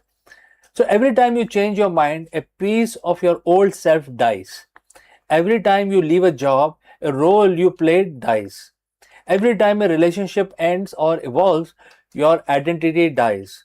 Most of us spend our energy trying to resurrect these dead versions of ourselves. We hold on to resentment. We hold on to past titles. We hold on to why or who we used to be. We become ghosts in our own lives, haunting our current experiences with the memory of what used to be. Bhagwan Krishna's lesson is let it be. When you accept that death or the ending of the phase is certain, you stop being afraid of it. Instead of bracing for impact, you learn to surf. You realize that because everything is temporary, your current struggle is also temporary. The pain you are feeling right now, it is a transition. A stress you are under, it is a precursor to a new state. There is a strange, quiet power in accepting this. When you stop fighting the inevitable, you stop being a slave of your own circumstances. If you know the sun must set, you don't cry when the sky turns dark. You prepare for the stars. You appreciate the beauty of the twilight. This is a freedom of the soul. The Gita isn't telling us to be cold or unfeeling. It is telling us to be centered. It is telling us that your true essence, the I that is witnessing this video right now, is not the thing that is changing. You are the screen upon which the movie of your life is being played. The character on the screen move, they dance, they leave, they die, but the screen remains unchanged. When you identify with the screen and not just the character, changes becomes an adventure rather than a catastrophe. So my invitation to you today is look at one thing in your life that you are currently resisting. Maybe it is a change in your career, a relationship that has shifted, or simply the fact that you are getting older. Take a deep breath, say to yourself, this is a cycle of life. It is the nature of the universe. Don't fight the current, embrace the flow. Understand that by letting go of what is moving out of your life, you are clearing the space for what is trying to come in. Change is not your enemy. Change is only constant. And in that there is a profound, unshakable peace. So friends, thanks for listening. If you have any questions, please do not hesitate to send it across. And friends, I will catch you again very soon in the next one.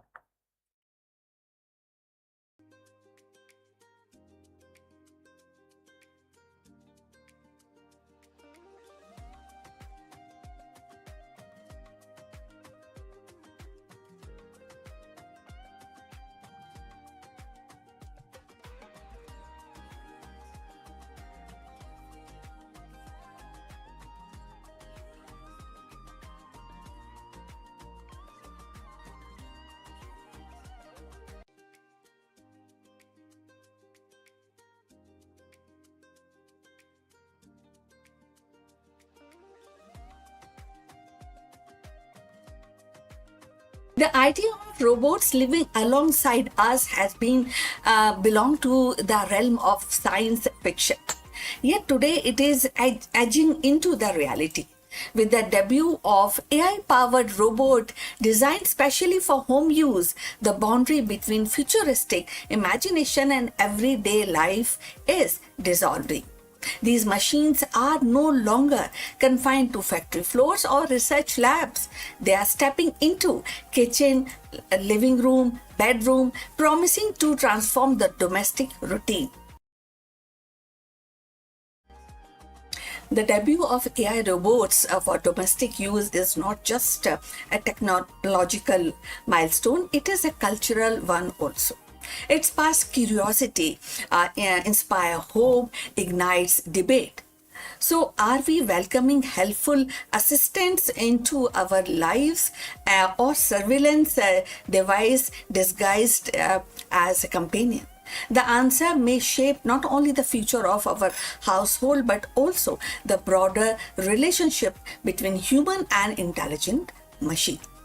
Artificial intelligence has begun to step out of the research lab and corporate offices into the most intimate of the space, our home. So debut of AI powered domestic robots marks a turning point in consumer technology, one that blends convenience with controversy. So these machines are designed to handle everyday tasks, tidying rooms, monitoring energy use, assisting with cooking, or even offering companionship. And this appeal lies in the promise of freeing up time, reducing household stress, and creating a seamless, smart living environment. For many consumers, the idea of robot that can anticipate the need and act autonomously and feel natural is the next step after smart speakers and connected appliances. Yet, the excitement is tempered by uneasy, and that is privacy debate over flared almost immediately.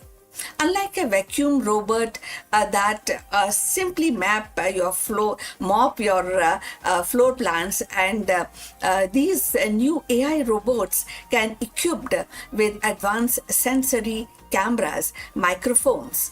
So they don't just clean, they observe, interpret, and learn.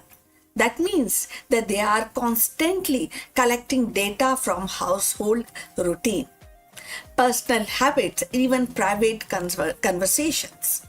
So for some, this feels like inviting a surveillance device into the living room. The questions become who owns that data and how securely it is stored. So if you have reached this far, please inform us from which city you have tuned in and in which language you are watching this video. This will determine the reach of our channel. So going forward, the consumer interest is undeniable. Early demonstrations have drawn crowds, and pre-order suggests a strong demand. Families imagine robot that can help elderly relatives, parents, and vision assistants with the childcare. And the professionals see value in delegating some routine work. So, but alongside with enthusiasm, the critics warn of the risk of dependency and erosion of boundaries. So, if a robot can recognize emotions, respond to the stress, and adapt to the personal preferences, does it cross into the territories of replacing human interaction? So, and if the companies monetize the insight gathered from these robots, does the home cease to be a private sanctuary? So this tension between innovation and intrusion defines the current debate. On one hand, AI robot for home use could actually revolutionize the domestic life. It can provide easiness in the domestic life, making home safer, more efficient, and more responsive. On the other hand, they raise profound ethical questions about autonomy, consent, and surveillance. The debut of these robots is not just a technological milestone, it is a cultural one too. It actually forces society to grapple with what we value more: convenience or privacy, automation or intimacy. For now, the spotlight remains on consumer curiosity. The allure of futuristic living is strong, and many are eager to experiment. But as adoption spread, the conversation will inevitably shift from novelty to accountability. The home, once the most private space, is becoming the next frontier for AI, and how we navigate this frontier will shape not only our domestic life but also our broader relationship with technology. The arrival of AI robots in our home is more than a technical upgrade. It is definitely, as we are discussing, cultural shift. These machines promise efficiency, they also promise safety, and even the companionship, yet they are that is a challenge of our notion of privacy, intimacy within the household. So, as consumer embrace this, and society must also confront the deeper questions: how much of our personal lives are we willing to share with the machines, and who ultimately control that information?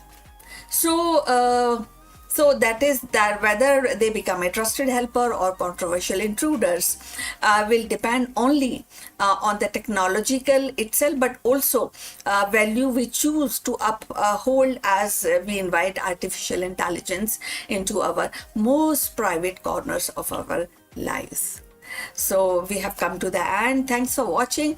Please like and subscribe our channel, and see you in the next one. But before we close this live streaming, few words about our affiliate partner.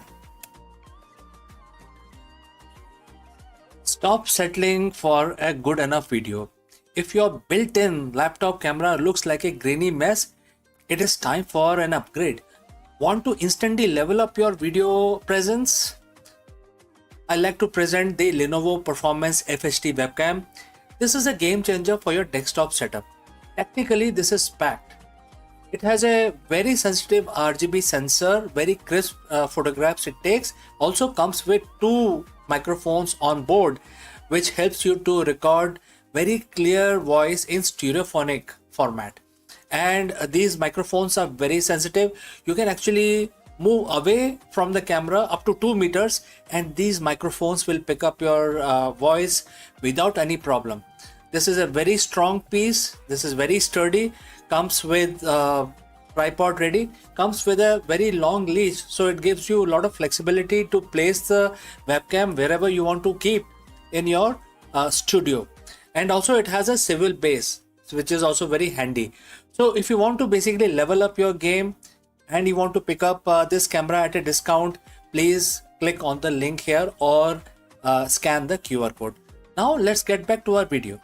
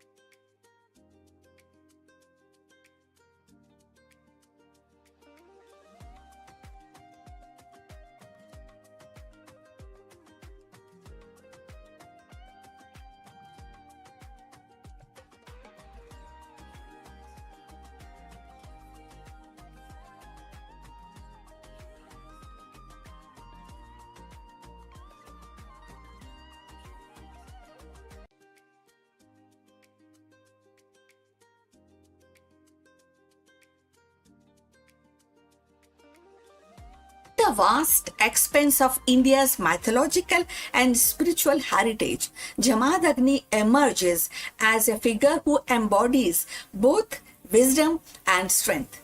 A sage of Bhrigu lineage and one of the revered Saptarishi, he was not confined to meditation alone. His life was a rare fusion of scholarship and martial mastery. Jamadagni's household was a sanctuary of Vedic learning where the sacred hymns were preserved, transmitted, yet it was also a place where the science of weaponry, the art of warfare were refined into discipline of dharma, that is righteousness. His bow, Saranga, and his knowledge of Dhanur Veda symbolize the union of intellect and arm, teaching the weapon are not instrument of conquest but the guardian of righteousness. Jamadagni's life was not merely about personal achievement, it was about shaping the legacy that would endure through his son Parshuram, the warrior sage who carried forward his father's vision of dharma defended by strength. Thus, Jamadagni stands at the crossroad of meditation and battlefield, of the scholarship and strategy, reminding us that the true greatness lies in the harmonizing wisdom with power. In the tapestry of ancient Indian tradition, Jamadagni stands as a figure of profound duality.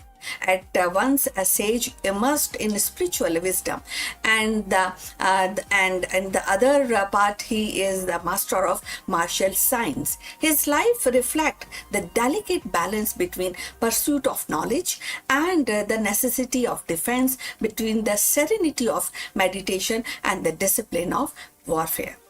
Jamadagni's contribution to the science of weaponry and the art of warfare are legendary.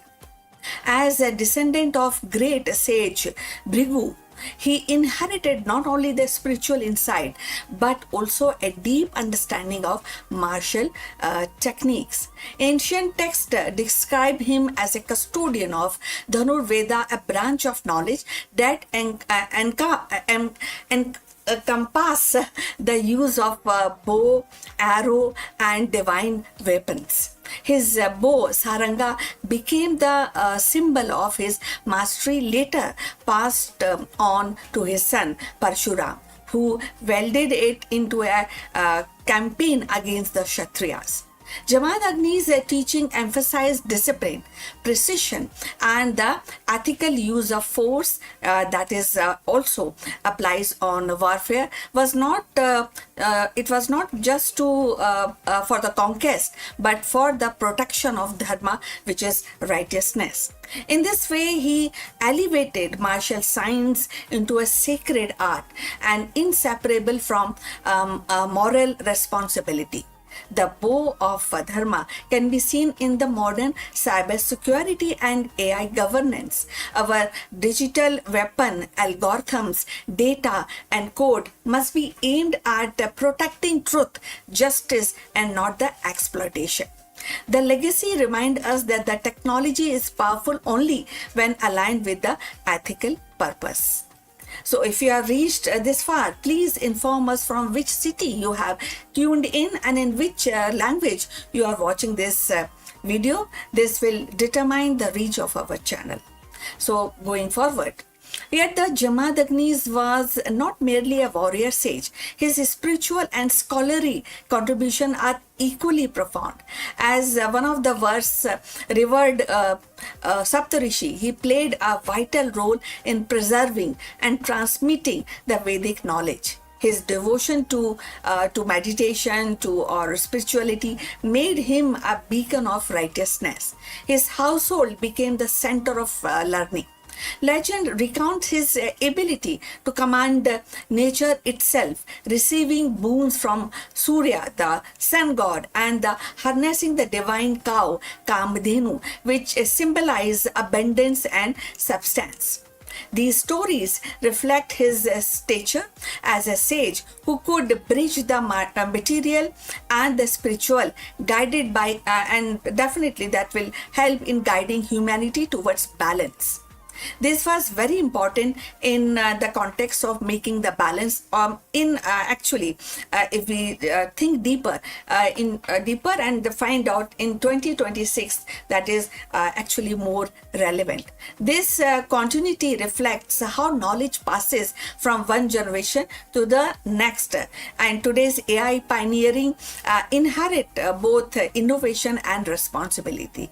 The art of war in 2026 is not just about weapon, but about navigating global conflict in cyber space, in trade wars, and AI ethics. Jamaat Agni's story reminds us that every new generation must weld its tool with wisdom. The tragedy of Jamadagni's death, slain by the men of King Kartivirya Arjun for refusing to surrender Kamdhenu, underscores the eternal tension between the spiritual authority and the worldly power. His martyrdom ignited Pashuram's vow to rid the earth of oppressive rulers, ensuring that Jamadagni's legacy lived on not only in a scholarship but also in action. Through his son, his teaching on weaponry, dharma were carried forward, shaping one of the most dramatic cycles in Hindu mythology. So Jamaat Agni's life thus embodies a rare synthesis, the science of warfare tempered by spiritual wisdom. He demonstrated that true mastery of arms must be guided by restraint, ethics, and devotion to higher principle. His scholarly contribution ensured the continuity of Vedic tradition, while his martial legacy empowered future generation to defend righteousness. And him, the sage and the warrior, were not opposite, but actually it is kind of a two-face of one life dedicated to preservation of dharma, that is righteousness. Now, if we see in the context of 2026, this mirrors actually how nations and corporations debate the ethical use of AI autonomous weapon. Just as Jamadagnis insisted on restraining, today's leaders grappled with ensuring AI-driven defense system remain accountable to human values. So Jamadagni's life is a reminder that the pursuit of wisdom and the mastery of strength are not opposite paths, but a complementary one. As sage, he safeguarded the Vedic tradition, nurtured the scholarship and the spiritual discipline. As a master of weaponry, he elevated warfare into a sacred science, teaching that arms must serve the righteousness rather than ambition. His martyrdom at the hand of worldly power underscores the kind of softness of spiritual authority. Yet, through Parshuram, his legacy endured and ensured that righteousness would always find a defender. So in Jamadagnis, we see the rare union of scholar, warrior, and meditation, and of course the meditation and the battlefield. His contribution continues to inspire, remind us that the true greatness lies not in domination, but in harmonizing knowledge with the responsibility and strength with virtue. So Jamadagni's contribution lies in his rare synthesis, and also it also reminds us, his story continues to inspire us, remind us that wisdom, strength must walk hand in hand. So please send your comments and subscribe our channel for more insight into Indian mythology and spirituality. See you in the next one. But before we close this live stream, a few words about our affiliate partner. Stop settling for a good enough video. If your built-in laptop camera looks like a grainy mess, it is time for an upgrade. Want to instantly level up your video presence? I like to present the Lenovo Performance FHD webcam. This is a game changer for your desktop setup. Technically, this is packed. It has a very sensitive RGB sensor, very crisp photographs it takes. Also comes with two microphones on board, which helps you to record very clear voice in stereophonic format. And these microphones are very sensitive. You can actually move away from the camera up to 2 meters, and these microphones will pick up your voice without any problem. This is a very strong piece. This is very sturdy. Comes with tripod ready. Comes with a very long leash, so it gives you a lot of flexibility to place the webcam wherever you want to keep in your studio. And also it has a swivel base, which is also very handy. So if you want to basically level up your game and you want to pick up this camera at a discount, please click on the link here or scan the QR code. Now let's get back to our video.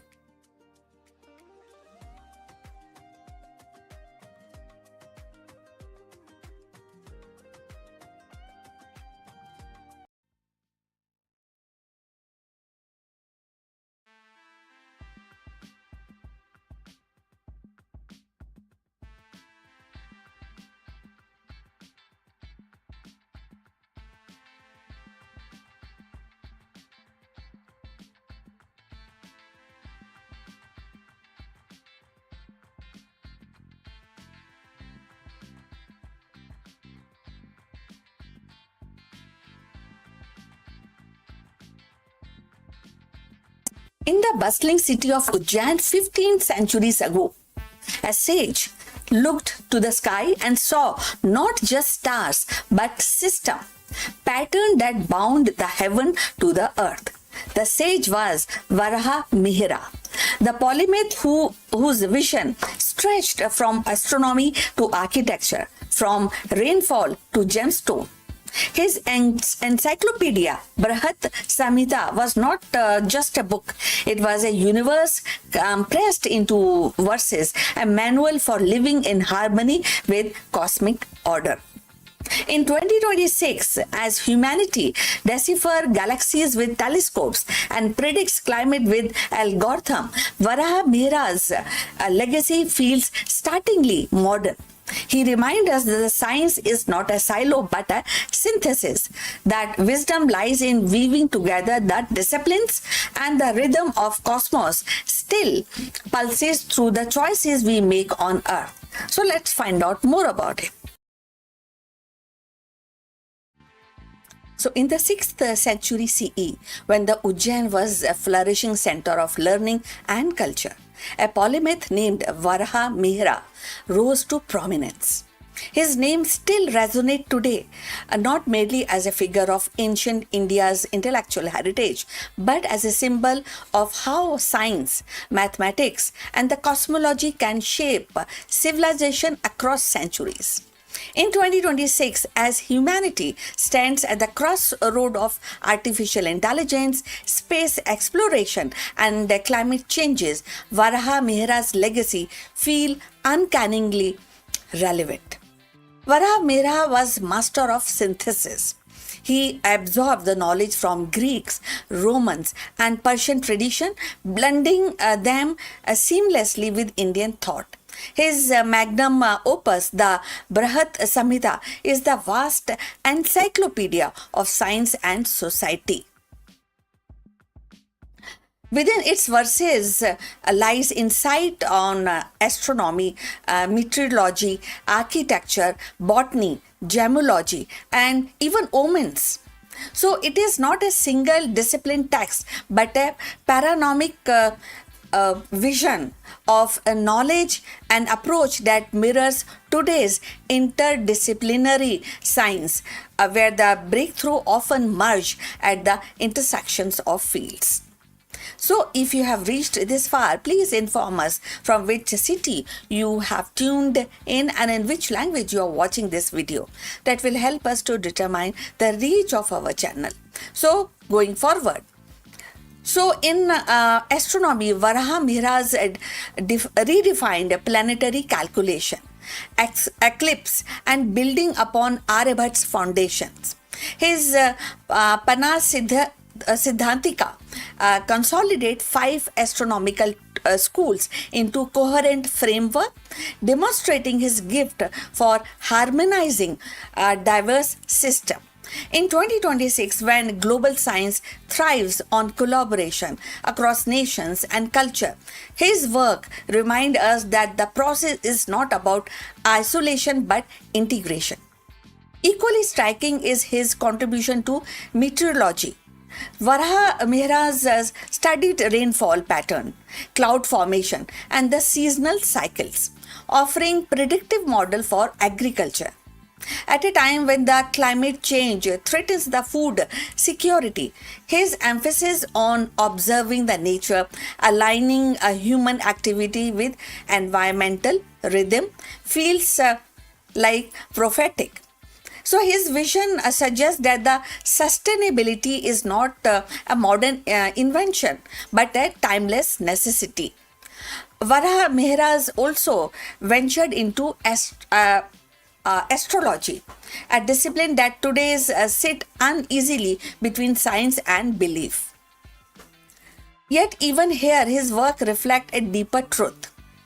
The human desire is to find meaning in the cosmos. And in 2026, as AI models predict markets, weather, even the human behavior, the boundary between science and foresight blurs. Varaha Mehra's astrological writing reminds us that the prediction, whether through stars or algorithm, is ultimately about navigating uncertainty. So Varaha Mehra's most notable work was Brihat Samhita, an encyclopedia work on architecture, temples, planetary motions, eclipse, timekeeping, astrology, seasons and cloud formation, rainfall and agriculture, mathematics, gemology and perfume and many other topics. So his encyclopedic curiosity extended to practical sciences. He wrote on architecture, emphasizing proportion and harmony, on gemology, linking minerals to their properties, and on botany, cataloging the plants with medical and cultural use. His holistic approach resonates with today's push towards integrative knowledge, where the medicine, technology, and ecology must converge to solve the global crisis. What makes Varaha Mehra's is especially relevant in 2026 is his worldview. He did not see science as detached from the society. His text weave together the cosmic and the earthly, the abstract and the practical. So, in an era where the AI, quantum physics risk becoming ultimate goal, his example urges us to keep science more human centric and rooted in the rhythm of life. Thus, Varaha Mehra's legacy is not confined to dusty manuscripts, and it is alive in every attempt to unify knowledge, to predict the unpredictable, and to align human progress with cosmic order. His voice echoes across centuries, reminding us that wisdom lies not in specialization alone, but in synthesis. So, as we sip espresso brewed by fluid dynamics, launch rocket guided by orbital mechanics, and train AI system on vast database, we are, in a sense, continuing the Varaha Mehra's project to see the universe as a web of interconnectedness truth. In 2026, his contribution inspired us to balance innovation with wisdom, precision with harmony, and science with humanity. So, in the sweep of centuries, Varaha Mehra's voice still carries and reminding us that the knowledge is not a fragment but a fabric woven from the star, seasons, stones, and human endeavor. His encyclopedic vision is actually born in Ujjain's golden age, anticipated the very challenge we face in 2026. The need to unify disciplines, to respect nature's rhythm, and to balance the prediction with wisdom. As we harness AI, forecast climates, we walk a path he once traced in verses. Varaha Mira's legacy is not a relic of past, but a compass for the future, urging us to see science as a bridge between cosmos and civilization. From ancient starlight to modern algorithm, his contribution endure proof that the true wisdom is timeless. So we have come to the end. Like and subscribe our channel.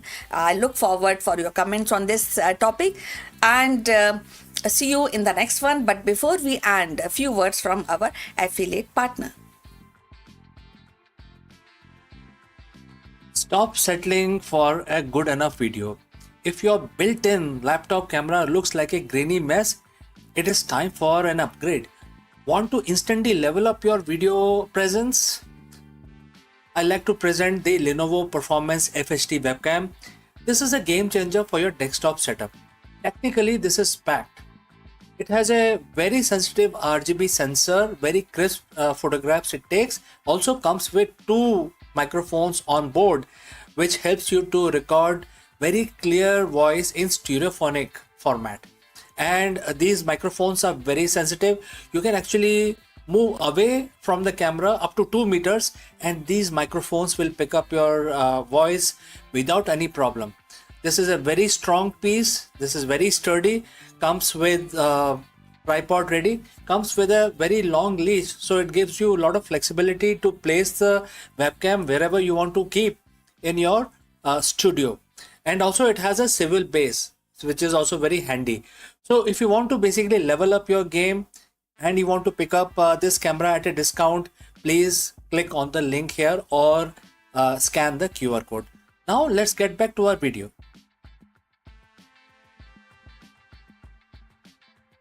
Hello friends, you might have heard about the latest acquisition by SpaceX, which is Elon Musk. Is SpaceX latest $60 billion move the secret to colonize the Mars? In a massive industry shifting announcement, Elon Musk SpaceX has secured an option to acquire Cursor, the world leader AI coding startup, for a staggering $60 billion. This deal isn't just about software, it's a strategic play to integrate Cursor's vibe coding AI with SpaceX colossal supercomputer, the world's most powerful AI training cluster. In this video, we break down why Musk is betting $60 billion on AI and how this technology could be the missing link for Starship's autonomous system, deep space navigation, and the massive software infrastructure needed to build a city on Mars. Let's go. For centuries, lightning has been regarded as a terrestrial phenomena, awe-inspiring but earth-bound spectacle of raw energy. Right? I think you must have seen it. Sometimes it creates ripples in your heart. Sometimes you enjoy the spectacle.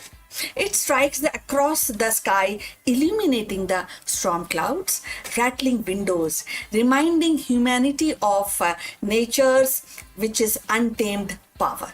Yet, in the recent years, scientists have begun to uncover a startling truth. Lightning is not confined to Earth, influencing the delicate balance of space weather that governs satellites, communication system, and even the safety of astronauts.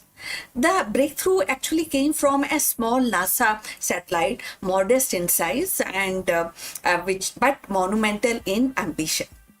Unlike the towering rockets or sprawling observation that often dominates the headlines, this satellite was designed with a precision, simplicity, and its mission definitely was study the electromagnetic fingerprints of lightning and trace how these pulses interact with ionosphere and the charged layer of Earth's upper atmosphere and beyond.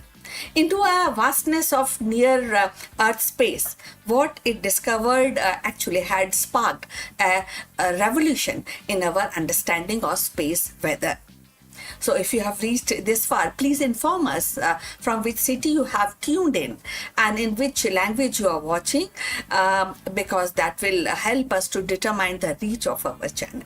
So going forward, lightning is, it turned out, is more than a flash of light and a crackle of thunder.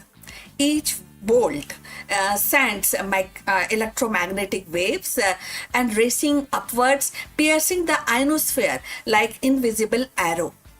And this wave, known as whistlers, for these array and descending tones, when captured by radio receivers, can travel thousands of kilometers along the Earth's magnetic field lines.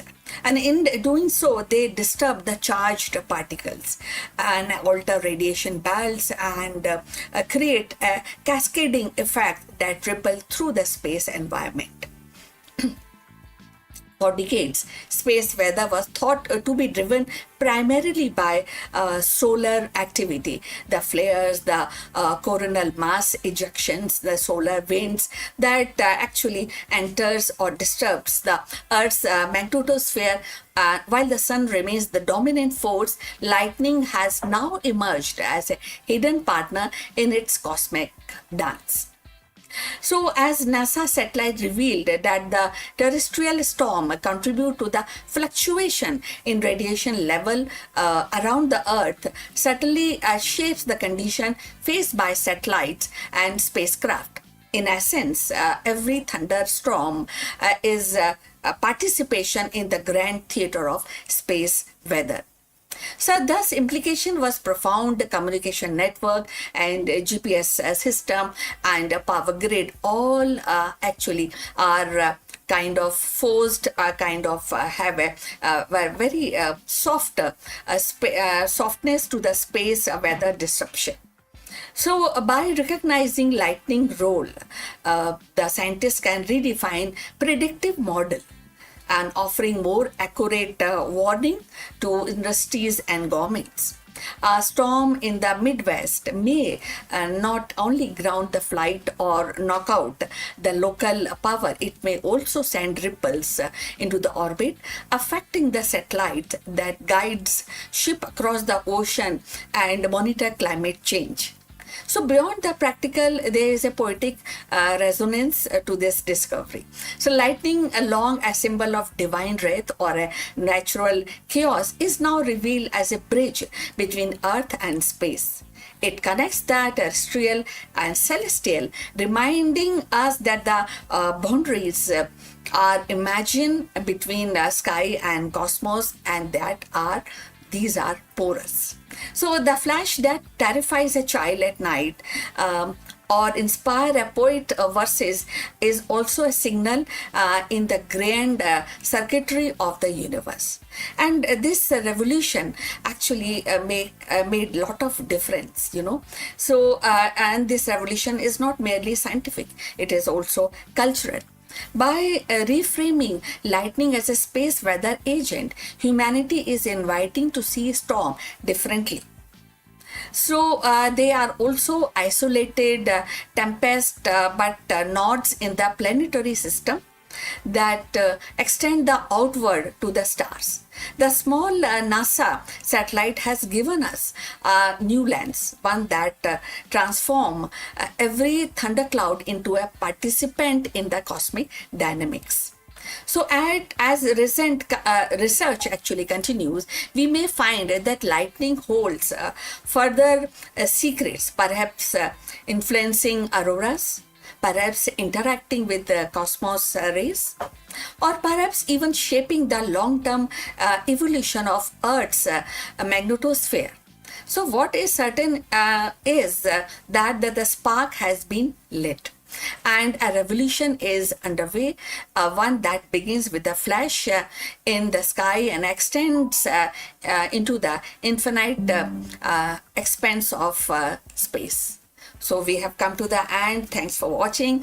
Please like and subscribe our channel. Do send your comments on this topic. See you in the next one. But before we end this particular live stream, a few words from our affiliate partner. Stop settling for a good enough video. If your built-in laptop camera looks like a grainy mess, it is time for an upgrade. Want to instantly level up your video presence? I like to present the Lenovo Performance FHD webcam. This is a game changer for your desktop setup. Technically, this is packed. It has a very sensitive RGB sensor, very crisp photographs it takes. Also comes with two microphones on board, which helps you to record very clear voice in stereophonic format. And these microphones are very sensitive. You can actually move away from the camera up to 2 meters, and these microphones will pick up your voice without any problem. This is a very strong piece. This is very sturdy. Comes with tripod ready. Comes with a very long leash, so it gives you a lot of flexibility to place the webcam wherever you want to keep in your studio. And also it has a swivel base, which is also very handy. So if you want to basically level up your game and you want to pick up this camera at a discount, please click on the link here or scan the QR code. Now let's get back to our video. Hello friends, welcome. In an era of rapid disruption, volatile markets and constant changes, CEOs often struggle with the external matrices of success. But what happens when you lead from a place of indestructible purpose? We explore how shifting your perspective from transient to the eternal allows you to lead with unwavering clarity, courage, and resilience. Let's go and discuss this further. In the modern boardroom, we talk a lot about disruption, market volatility, and competitive threats. We treat these, like an isolated business problems to be solved with spreadsheet and strategies, etc. But what if the stress you are feeling, the weight of the responsibility isn't just a business problem? What if it's a deeper existential calling? So welcome friends. Today we are just talking about leadership tactics. We are also talking about a 7,000-year-old framework that is arguably the ultimate guide for a CEO in the 21st century, and that is Bhagavad Gita. Specifically, we are diving into chapter 2 verse 18, a verse that serves as a profound, uncompromising mandate for any leader. And the verse starts like this, and the quote begins: what can be destroyed is the external body housing the imperishable and indestructible soul. O descendants of Bharat, arise and fight. And the quote close. So friend, before we move forward, if you have reached this far, please inform us from which city you have tuned in and in which language you are watching this video. This will help us determine the reach of our channel. Alright, let us decode this particular verse. Let's break down the verse. Krishna is speaking to Arjun, a warrior paralyzed by the gravity of his situation. He says, what can be destroyed is the external body. Think about your business, your quarterly results, your stock price, your office space, your current product line, even your brand reputation. These are the external bodies of your organization. They are, by definition, subject to change. They can be destroyed. As a CEO, we spend 99% of our time obsessing over these external transient things. We tie our identity to them. When the company hits a slump, we feel like we are falling. When the market shifts, we feel like our mission is dying. But Krishna's message is that there is an imperishable soul. The core mission of your integrity, your vision, and the true value you provide to the world, that cannot be destroyed. When you lead from the core, you stop being a slave to the volatile market. You stop leading out of fear of losses, and you start leading from a place of unshakable principle. So, if the external is temporary, does that mean we should just give up and meditate in a cave? No. The words command, arise and fight. This is the part that resonates most with the CEO's reality. Many leaders suffer from analysis paralysis. or the fear of making the wrong move. But here, the command is clear. You are in a position of power and you have a duty. Arising is an act of clarity. It means standing up, shedding the paralysis of doubt, and aligning yourself with your deeper purpose. Fighting isn't about being aggressive or ruthless, it's about being decisive. It's about taking the responsibility of your role and executing your vision without attachment to the outcome. So when you know that your core mission is indestructible, you make better decisions. You become bold because you realize that even if the external body of a specific project fails, your fundamental commitment to truth and value remains intact. You stop playing not to lose and start playing to win. How do you apply this tomorrow morning in your boardroom meeting or in your office? There are a few things I would like to share with you. First, detach from the outcome. When you sit down for that high stake meeting, remind yourself that the deal or the result is an external event. Your integrity and your duty are what matters now. Number two, identify your soul. What is the core, unchangeable mission of your company? Define it, write it down, and let that be your North Star, your guiding principle. Number three, execute with presence. When it's time to make a hard call, a layoff, a pivot, or a merger, don't do it from a place of anxiety. Do it from a place of duty. That is the warrior spirit. The world doesn't need more CEOs who are just managing, declining, or fearing the next disruption. The world needs leaders who understand that they are part of something larger, something that cannot be extinguished by by a down quarter or changing markets. You are not just a manager of assets. You are steward of a vision. So acknowledge the temporary, embrace your duty, and most importantly, arise and fight. So friends, thanks for watching. If this resonates with you, I will love to hear your thoughts in the comments below. How are you leading from your imperishable core today? Until next time, stay focused and lead with purpose. See you in the next one. Hello friends, welcome to this high-level executive briefing.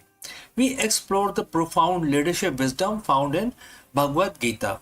While the modern corporate culture often drives leaders towards external validation and endless doing within quotes, this ancient verse reveals that the most effective leadership comes from a state of internal being. The inside out executive breaks down how the concept of the yogi, one who is happy within and flooded with self-enlightenment, translate directly to the modern C-suite. Learn how to translate and transition from reactive management to proactive sovereignty. Let us explore this thought further. Welcome once again. We live in an era of the extreme leadership. We are taught that more we do, more we achieve. We track KPIs, market share, and quarterly growth. But there is a paradox at the top. Many executives have reached the pinnacle of the material success while they feel more hollow than when they started. Why is it that more we gain on the outside, the more we feel we are losing on the inside? Today we are looking for the answers in a 7,000-year-old text. We are exploring Bhagavad Gita chapter 5 verse 24. It offers a blueprint of what I call the inside out executive. Let's look at the verse itself, and Bhagwan Krishna says, and the quote starts, a yogi is happy within. He sees God within himself. He is flooded with self-enlightenment. He attains the liberation from material existence and unite with the divine. And the quote close.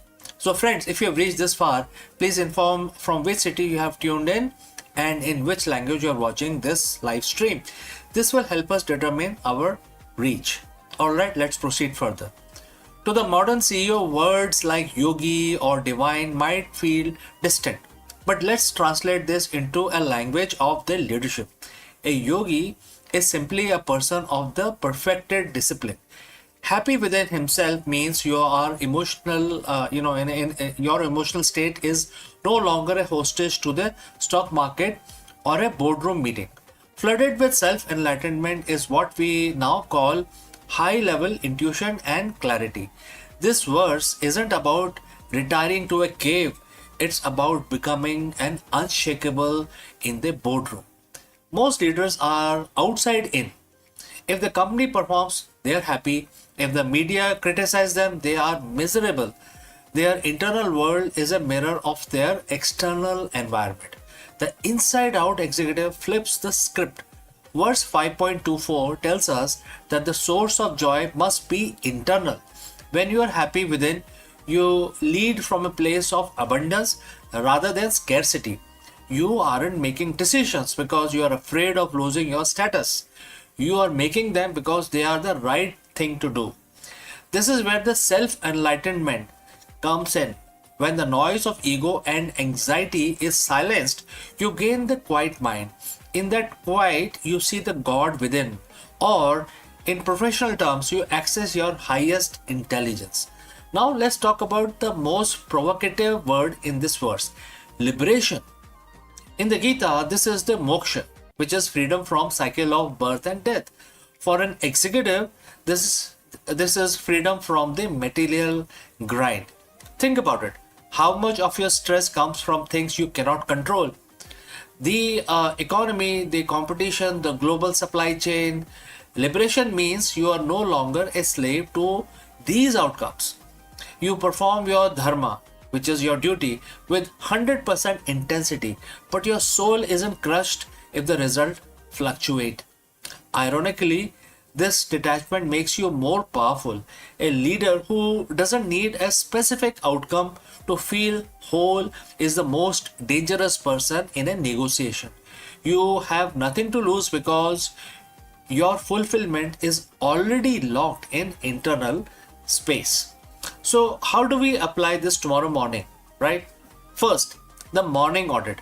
Before you check your emails, which is coming from outside, check your inside. Spend 5 minutes in silence. Find that internal happiness before the world try to give you its version of it. All right. Number two, intellectual detachment. During a crisis, ask yourself, is my happiness based on solving this, or is my happiness constant while I solve this? Right? Number three is lead by light.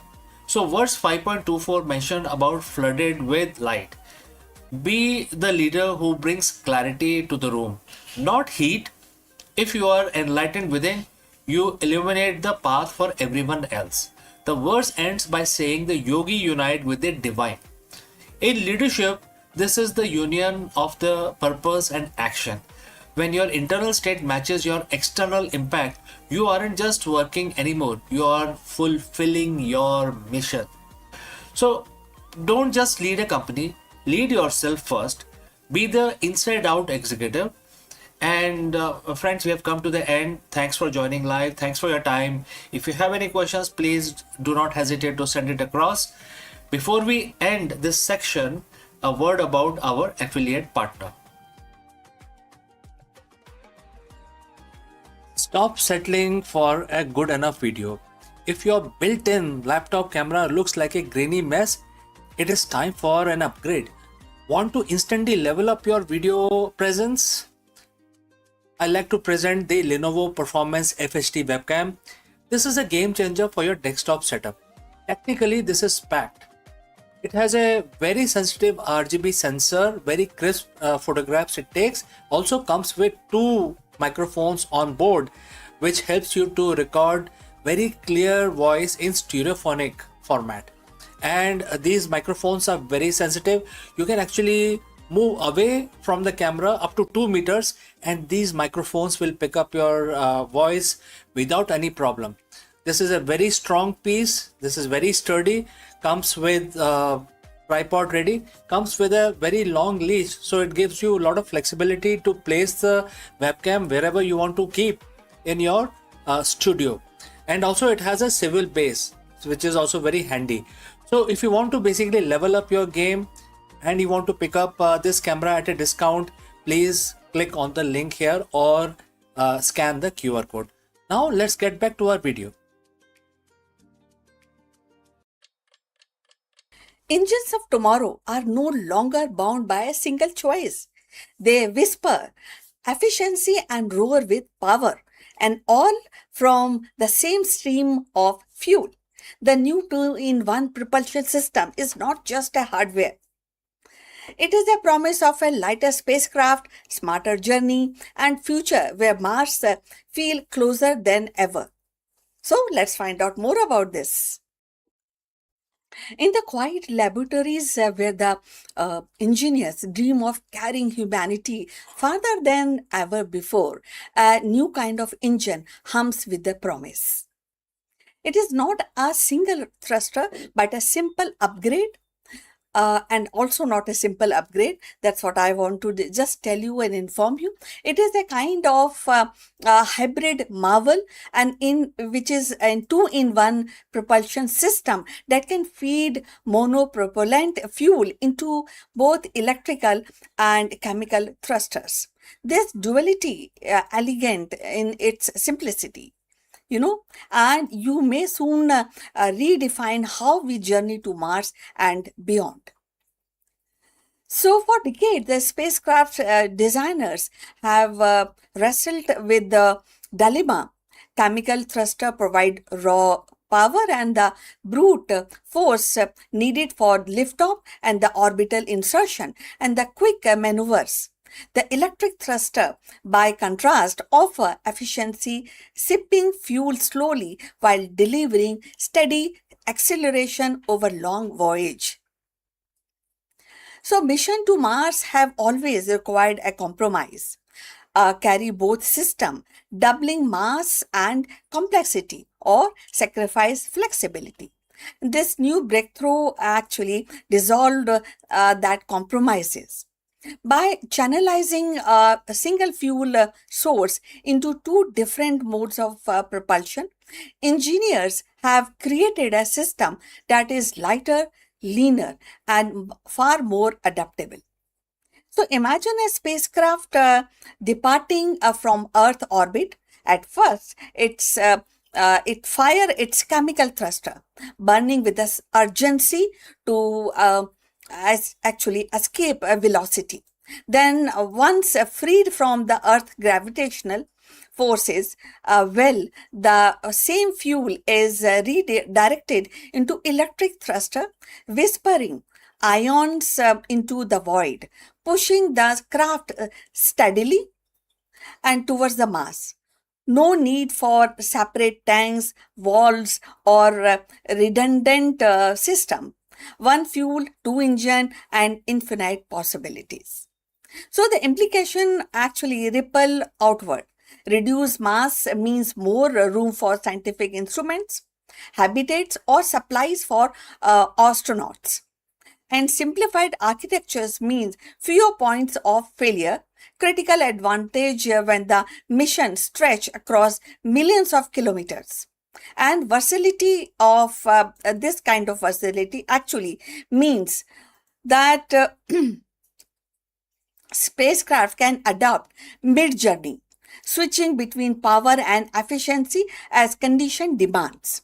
For Mars mission, where every kilometer counts and every maneuver must be precise, this innovation could be the difference between success and stagnation. So, if you have reached this far, please inform us from which city you have tuned in and in which language you are watching this video. This will help us to determine the reach of our channel. So, now let's continue with our discussion. So, beyond Mars, the system hint at a new philosophy of exploration. Hybrid propulsion embodies resilience, the ability to shift gears in the face of uncertainty. It mirrors the adaptability humanity itself must embrace as we step into interplanetary life.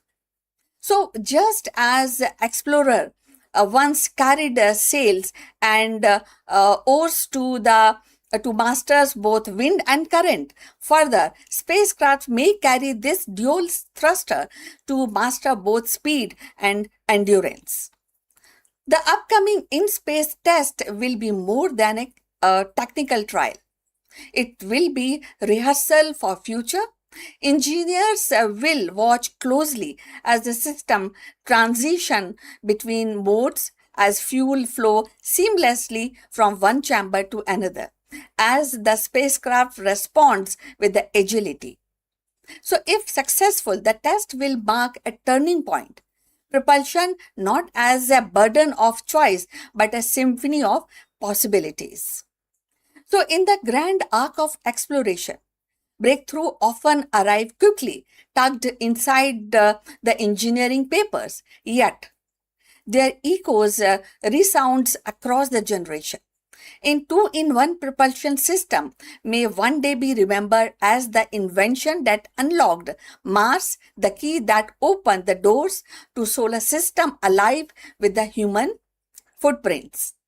So, for now, it is a promise, an elegant solution waiting to prove itself in the silence of space, where every whisper of the thrust carries as closer to the new world.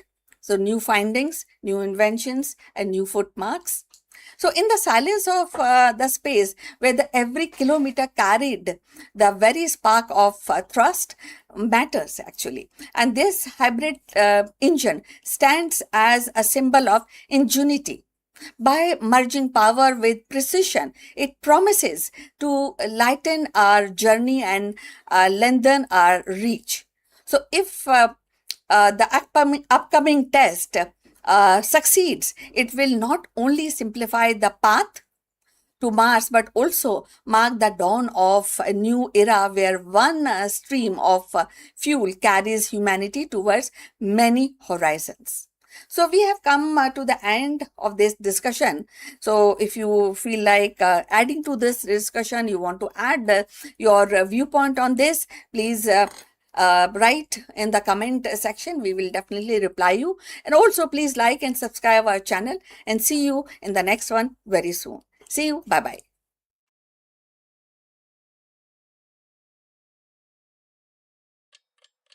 Hello friends, Namaskaram. Let me ask you, what if our cosmic backyard is far more crowded than we ever imagined?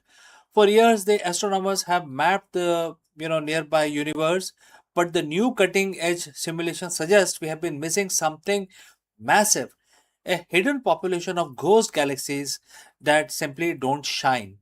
In this video, we dive into the dark side of the cosmos.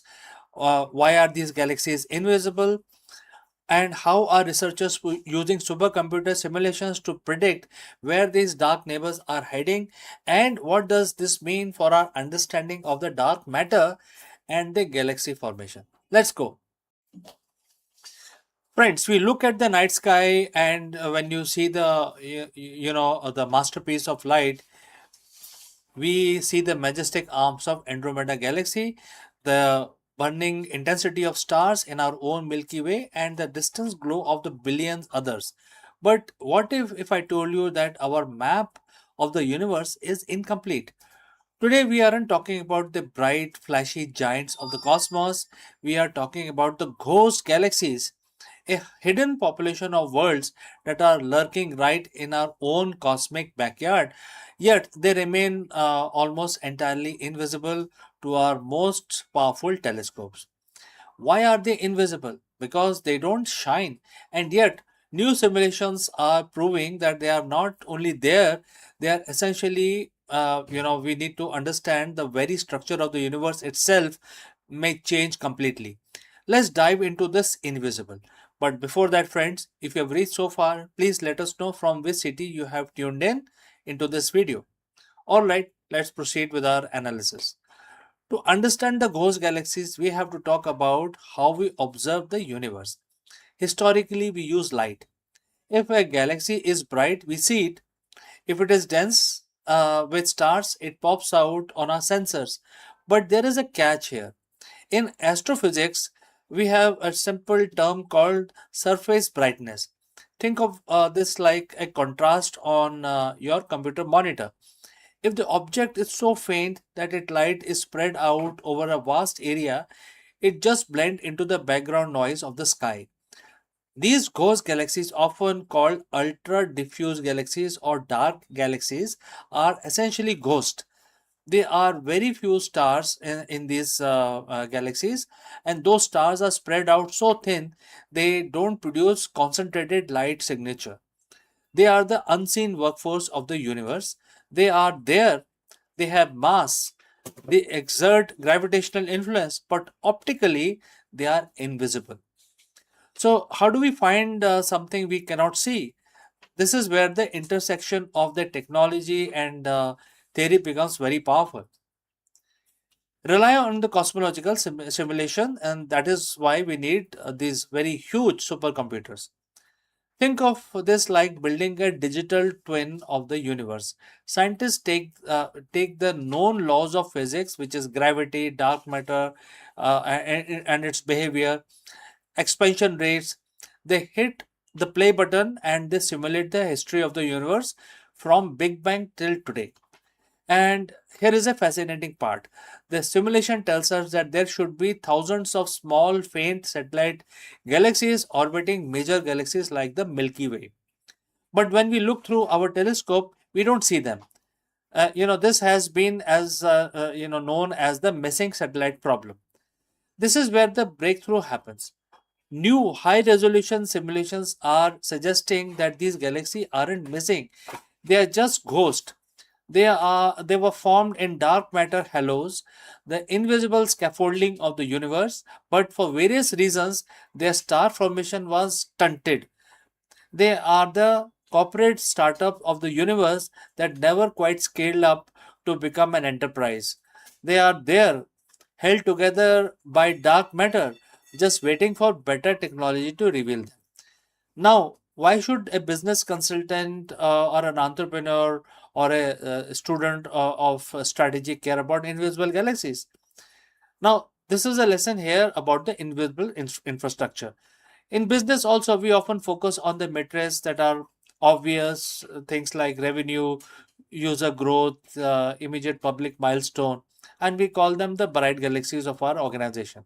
But the stability of a company, the long term sustainability, often relies on the dark matter, the unseen processes, the organization culture, and the underlying infrastructure, and the quite steady work that doesn't generate headline but holds the entire enterprise together.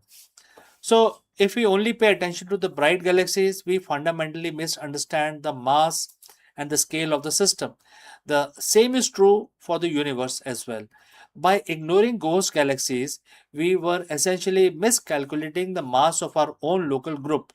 We were miscalculating the distribution of the dark matter also. When we start acknowledging the invisible, we start seeing the real map. So, friends, what next? We are entering a new era of ghost hunting with the sensitivity of James Webb Space Telescope and the upcoming missions like the Roman Space Telescope. We are finally getting the resolution required to see the unseeable. We aren't just looking for the bright light anymore. We are looking for the subtle gravitational ripple and the faint, diffuse glimmers that betray the presence of these hidden worlds. We are on the verge of mapping our cosmic neighborhood with level of precision that humanity has never achieved before.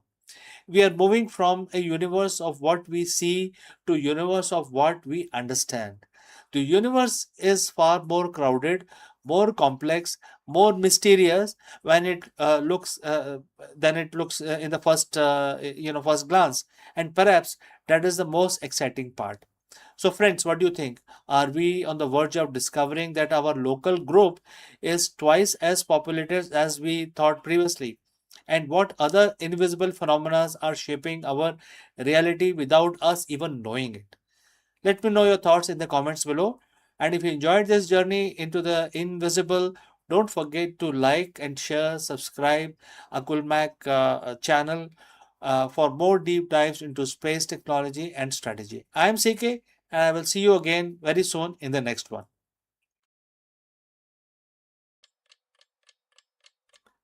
Hello, friends. Namaskaram.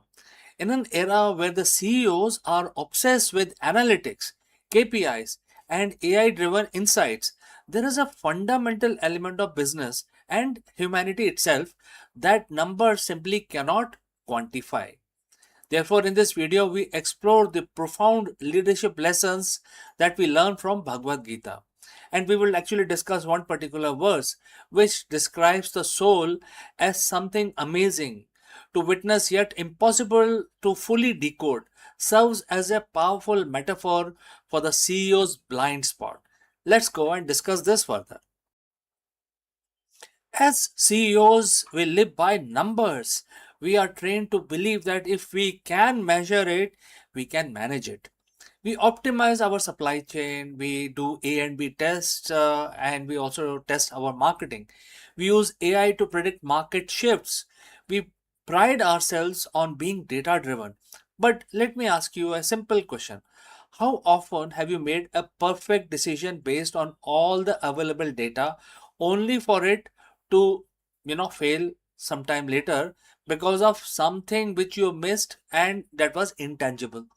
Maybe it was a culture issue, you didn't see it coming, or sudden shift in consumer feelings that no spreadsheet could capture. Today, I want to talk about your biggest professional blind spot. It is not a lack of data, it is the mistaken belief that data is the only reality. We are going to look at this through the lens of an ancient wisdom, a verse from Bhagavad Gita that suggests there are dimensions of reality that remains by definition beyond our decoding. So friends, if you have reached this far, please let us know from which city you have tuned in, and you know which language you're watching this video. This will help us determine the reach of our channel. All right, let's look at the verse now. In this verse, the text describes the nature of the soul, which is the essence of a person or the inner spark, using three words. And the quote starts: for some the soul is amazing to see, for some it is perplexing to hear, and for some it is a mystery when described. No one has really been able to decode the soul as yet. And the quote close. Think about the word mystery. In business, we hate that word. We want clarity, we want an algorithm.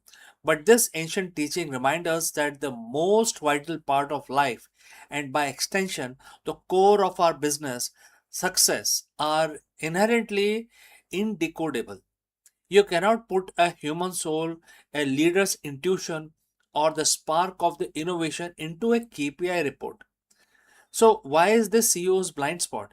Because when we try to decode our team as if they are the machines, we lose them completely. The engagement gap also can define this.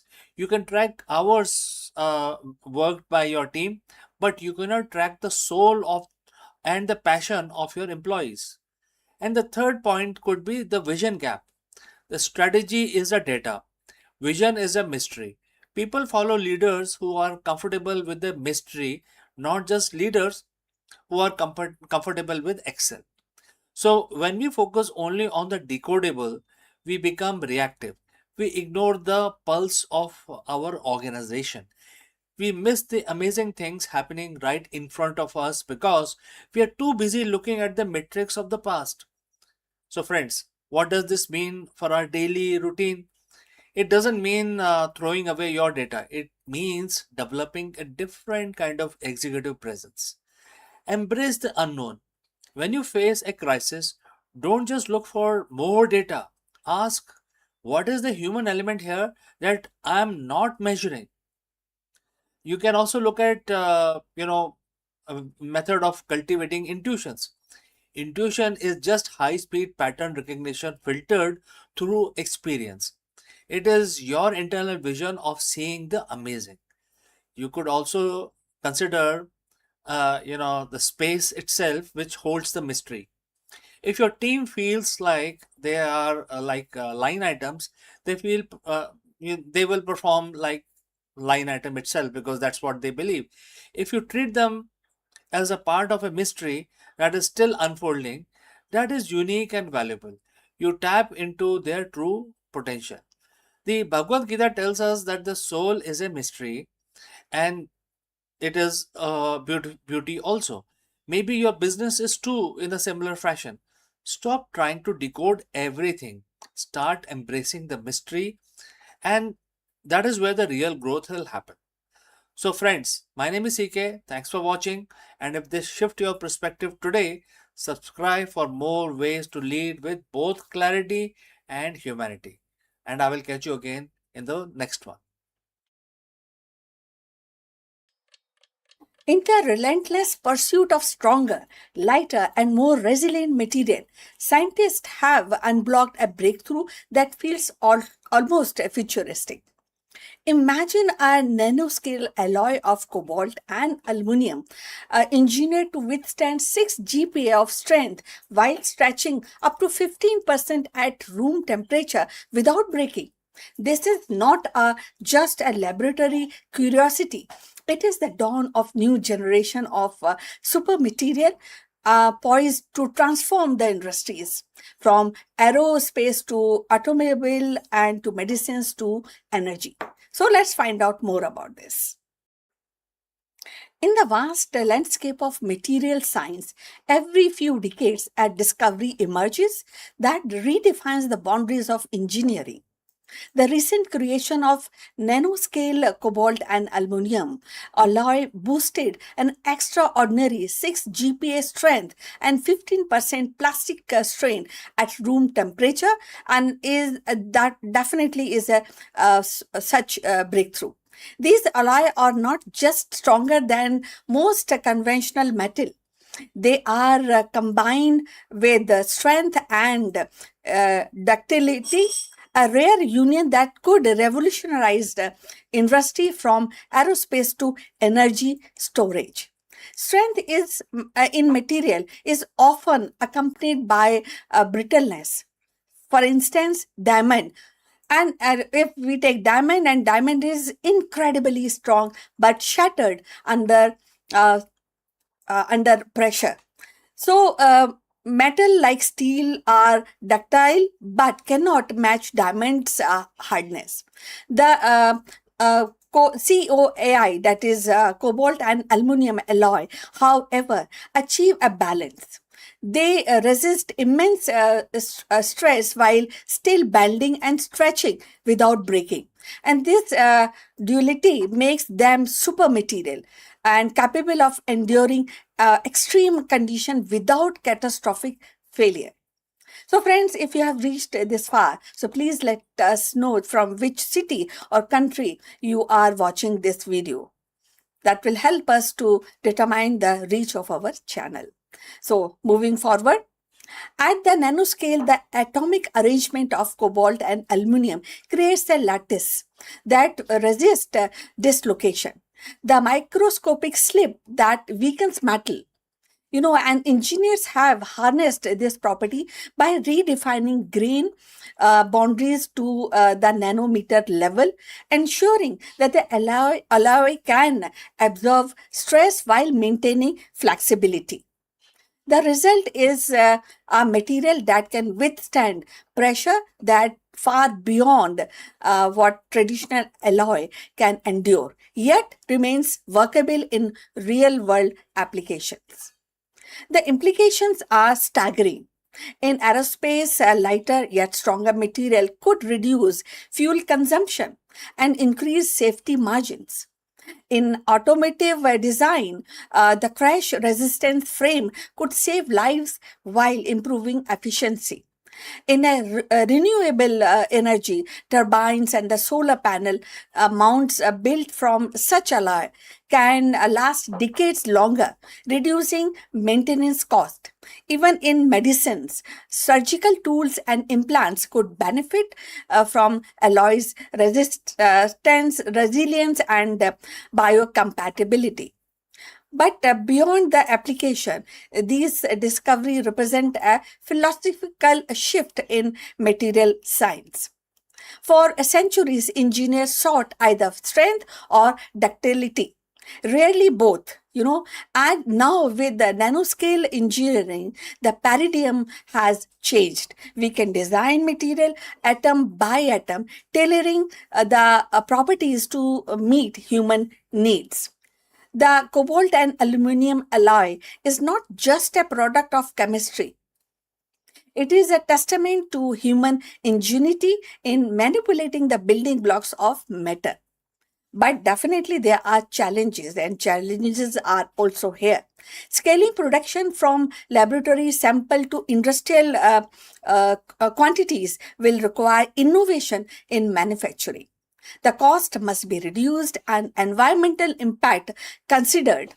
Yet the history shows that once the material proves its worth, industry find a way. And the steel, aluminum, and silicon all begin as a laboratory curiosities, but before becoming the backbone of civilization. So, cobalt and alloy may follow the same trajectory, and it also will be creating a new era of super material. As we stand at the threshold of this transformation, one thing is very clear.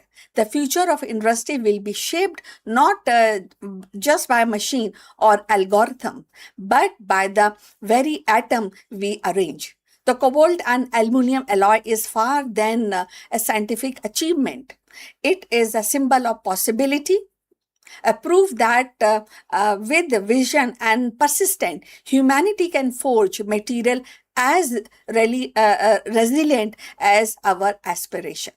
So we have come this far. We have come also at the end of our this telecast, and please inform us from which city you have already watching this, and this will also help us to determine the reach of our channel. Now, going forward, the creation of nanoscale cobalt aluminum alloy marks a turning point in material science. With 6 GPa strength and 15% plastic strain at room temperature, and these alloy embody the rare combination of toughness and flexibility that engineers have long sought. They are not just laboratory marbles. They are represents the promise of new industrial age, where the machines, vehicles, and infrastructure can be lighter, stronger, and more resilient than ever before.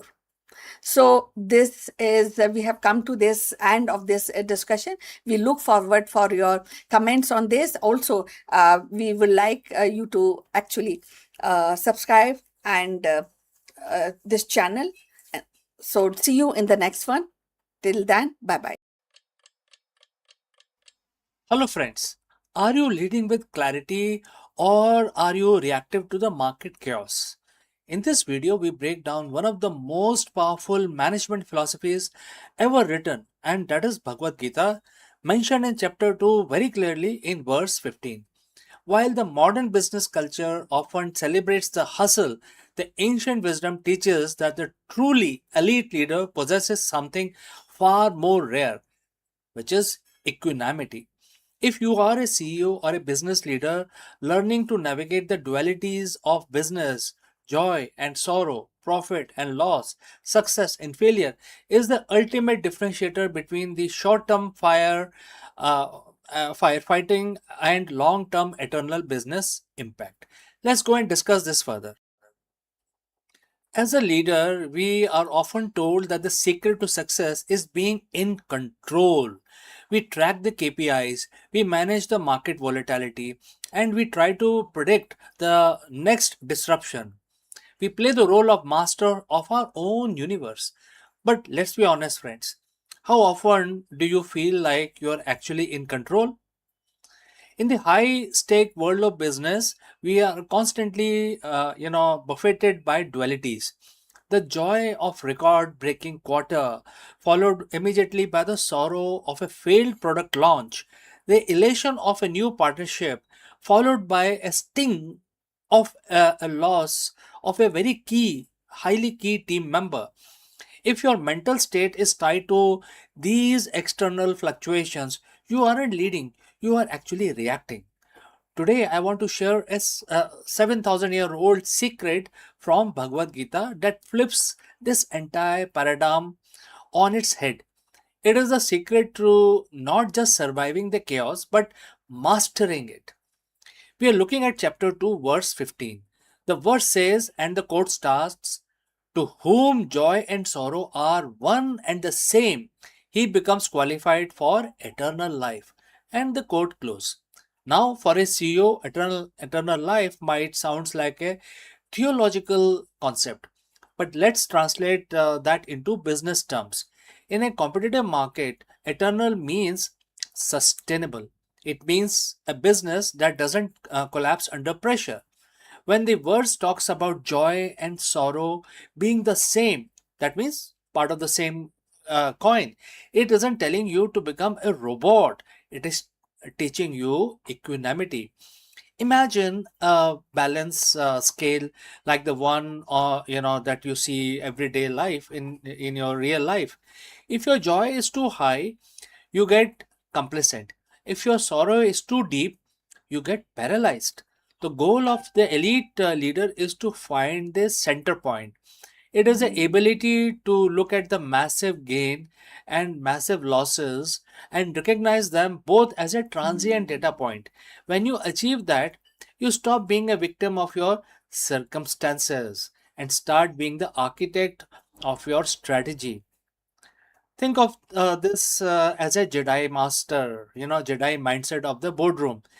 In the image, you know, you can imagine that you are building a lightsaber. Why? Because as a Jedi master, Jedi strength doesn't come from aggression; it comes from disciplined mind. How do we apply this in real company, in real life situation? First, detach from the outcome.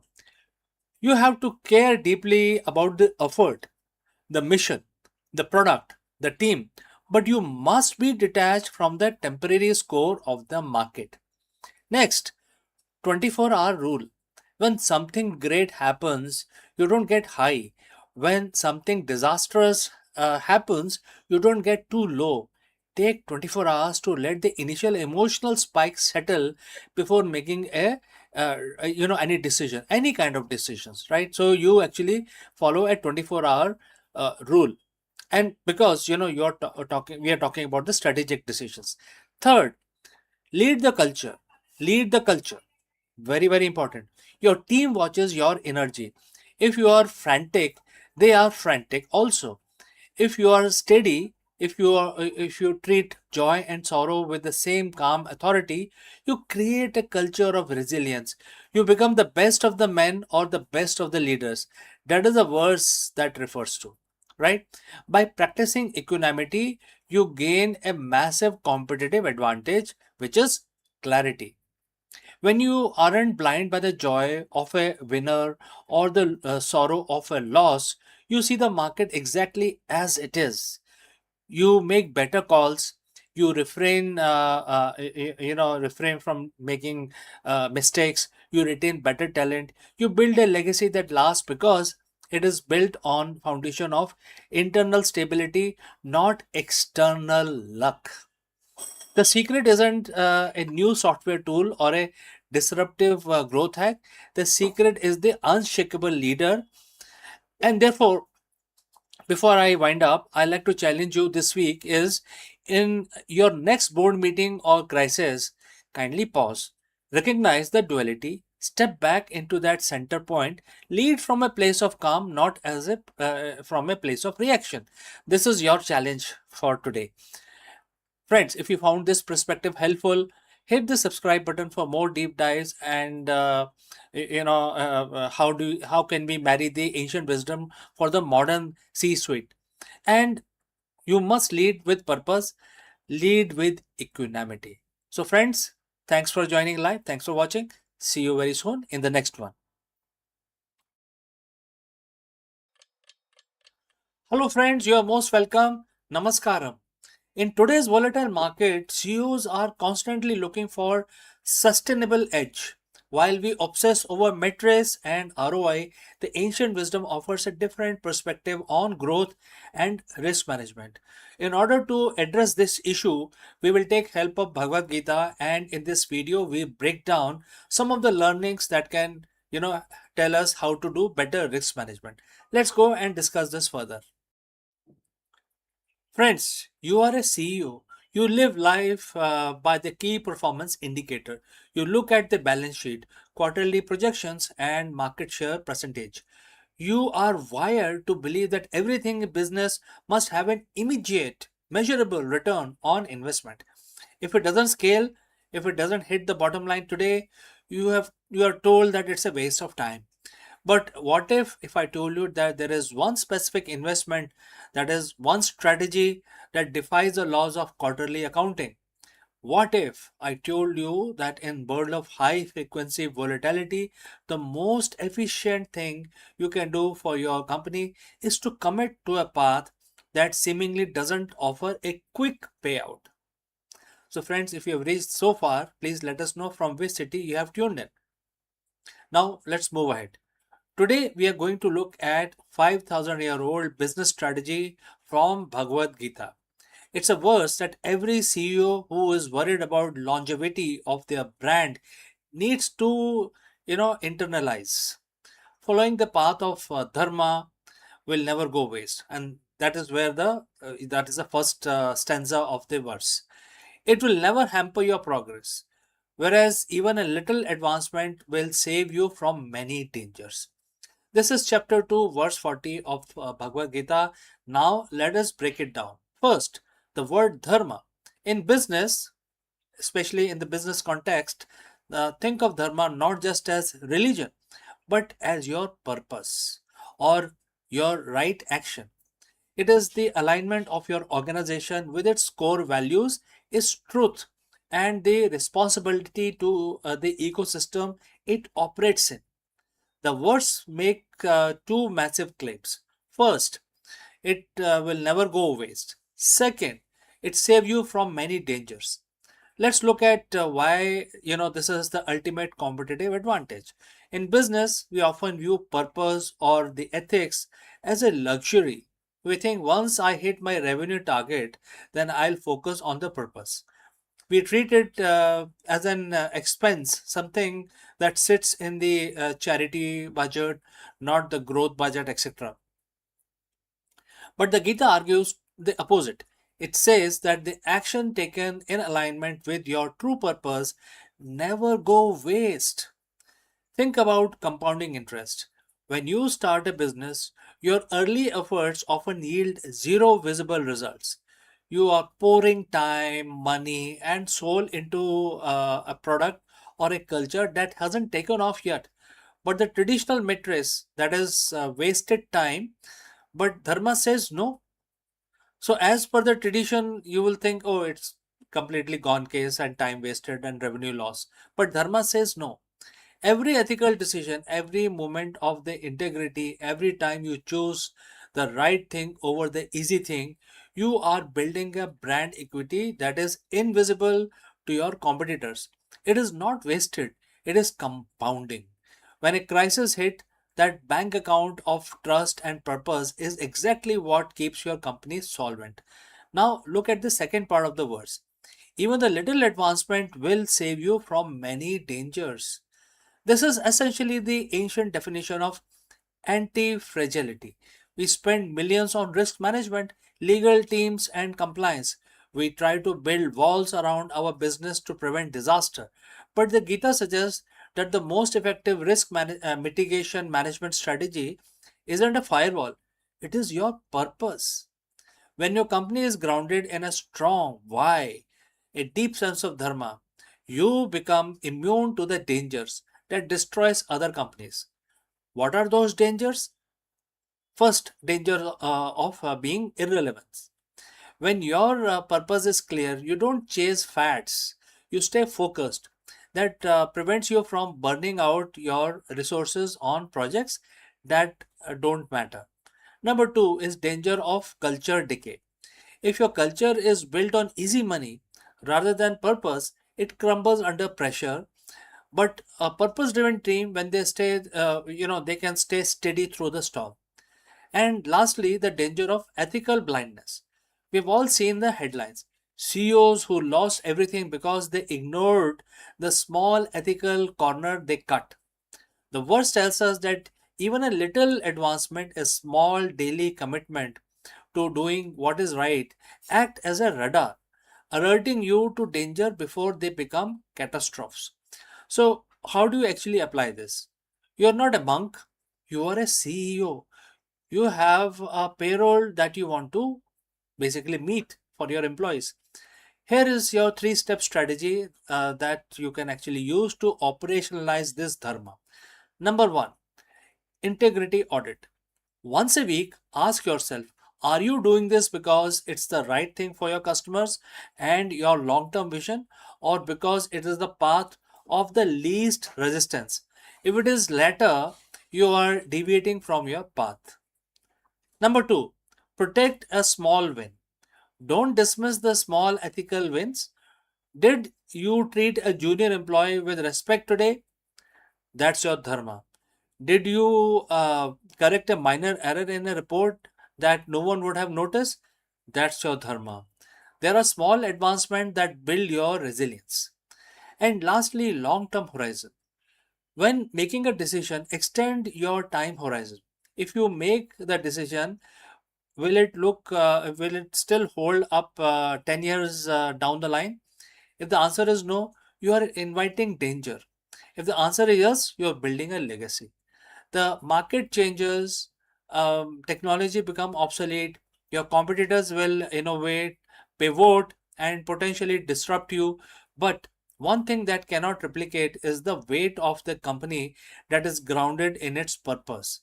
So Bhagavad Gita reminds us that we are not just running companies, we are building legacies. And a legacy is only as strong as the integrity with which it was built. So stop worrying about whether your purpose is efficient enough. Stop measuring your soul by this quarter's ROI. Start doing the work, build the foundation, because as the text says, your effort will never go waste, and it will be the very thing that saves you when the market turns against you. My name is CK, and if you're ready to lead with the new level of clarity, I want to hear from you. What is that one small advancements you are going to make this week to align your business with its true purpose? Drop this particular statement in the comments below, and I will catch you again very soon in the next one. Namaskar.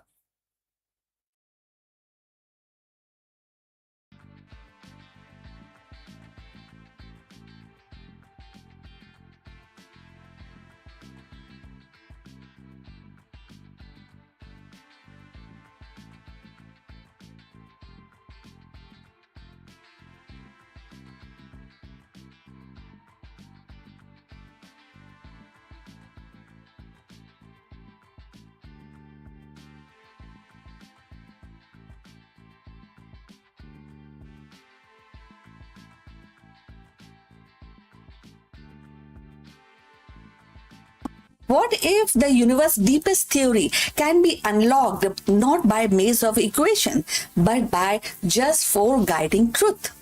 String theory, long seen as most intrigue puzzle in physics, has suddenly revealed itself as a symphony of simplicity. Researchers now propose that with only four assumptions, the grand idea of vibrating string, thread weaving matters, energy, and space and time emerges naturally. It is as if the cosmos itself whispers and complexity is born from elegance and infinite rest on the shoulders of few. So let's discuss this subject further. In the vast landscape of theoretical physics, string theory has long stood as both a beacon of possibility and a labyrinth of complexities. For decades, it has promised a unified framework, a way to reconcile quantum mechanics with the general relativity. to weave together the smallest particle and the largest cosmic structure into a single tapestry. Yet, its reputation has often been that of an intrigue puzzle and requiring layers upon layers of assumptions, mathematical scaffolding, and abstract dimensions. Now, researchers suggest that the path to string theory may be far simpler than imagined. Only four fundamental assumptions are needed to derive it. And this proposal reframes the narratives, and instead of towering the edifice built on the countless hypotheses, string theory could emerge from a fundamental foundation as an elegant as the theory itself aspiring to be. So the assumptions are not arbitrary.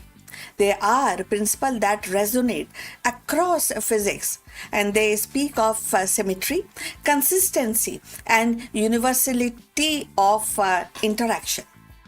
So, by stripping away the access, scientific and scientists reveal that the string theory is not a speculative castle in the cloud, but a natural consequence of few guiding truth. So, if you have reached this far, please inform us from which city you have tuned in and in which language you are watching this video. This will help us to determine the reach of our channel. So, going forward, imagine the implications. If the string theory can be distillized into four assumptions, it becomes less of distinct dream and more of logical inevitability. And it suggests that the universe at its deepest level may indeed be composed of vibrating string and tiny filaments of energies whose oscillations give rise to particles, forces, and dimensions. The elegance of this idea lies in its economy. Complexities emerges not from the complication but from the simplicity, repeated and scaled.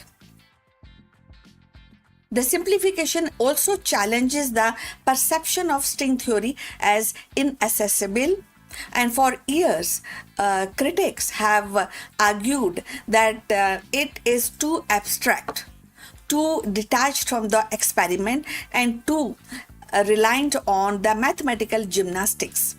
But if its derivation rests on only four assumptions, then its beauty is not in its difficulty but in its clarity. It became a framework that is not imposed but discovered, a theory that flow naturally from the bedrocks of physics. This shift has profound consequences for how we think about the universe. String theory has always hinted at a hidden dimensions and at possibility that the reality is richer than what we perceive. With the simplified foundation, these dimensions feel less like a speculative add-ons and more like a necessary outcomes. So the theory becomes not a patchwork of ideas but a seamless extension of physical law. It suggests that the universe's deepest secrets are not locked behind complexities but revealed through a simplicity. For the lay person, the idea is both humbling and exhilarating. To know that the universe might be explained by four assumptions is to glimpse the elegance of nature's design. It is to realize that beneath the chaos of particles and forces lie a harmony as simple as a string's vibration. Just as music arises from oscillation of strings on an instrument, so Two might matter and energy arise from oscillation of cosmic strings. The metaphor is irresistible, and the universe as a symphony and its notes played on string of a reality itself. Of course, the challenges remain, and the string theory still awaits experimental confirmation, still faces questions about testability and prediction. But the simplification offers hope, and it suggests that the theory is not an artificial construct but a natural consequence waiting to be revealed in data and observations. So it invites physicists to look again, to seek evidence not with the confusion, with the kind of not to be, not to be, but with curiosity. So knowing that framework is grounded in simplicity. So in the end, the proposal that string theory rests on the four assumption is more than a technical achievement. It is philosophical statement about science itself. It reminds us that the universe is not obliged to be complicated. It may be vast, mysterious, and awe-inspiring, but at its heart, it may be governed by the principle that are few, elegant, and profound. So to uncover those principles, it is a step closer to ultimate goal of physics, a unified understanding of everything, from the smallest quark to the largest galaxies, all vibrating together in the cosmic symphony of strings. So in the end, the revelation of that string theory may rest on only four assumptions, and it is more than a technical breakthrough. It is a testament to the universe's elegance and complexities, once thought to be the hallmark of ultimate truth, give way to the simplicity, showing us that the thread and the cosmos may be woven from just handful of threads.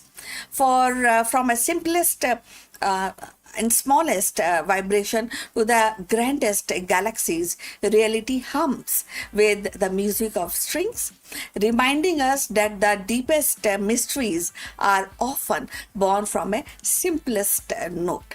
So we have come to the end of this subject. Look forward for your comments. And thanks for watching. Please like and subscribe our channel, and see you in the next one. But before we end, a few words from our affiliate partner. Stop settling for a good enough video. If your built-in laptop camera looks like a grainy mess, it is time for an upgrade. Want to instantly level up your video presence? I like to present the Lenovo Performance FHD webcam. This is a game changer for your desktop setup. Technically, this is packed. It has a very sensitive RGB sensor, very crisp photographs it takes. Also comes with two microphones on board, which helps you to record very clear voice in stereophonic format.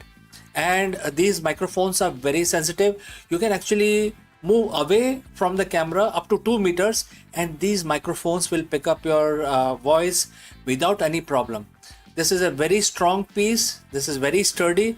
Comes with tripod ready. Comes with a very long leash, so it gives you a lot of flexibility to place the webcam wherever you want to keep in your studio. And also it has a swivel base, which is also very handy. So if you want to basically level up your game and you want to pick up this camera at a discount, please click on the link here or scan the QR code. Now let's get back to our video.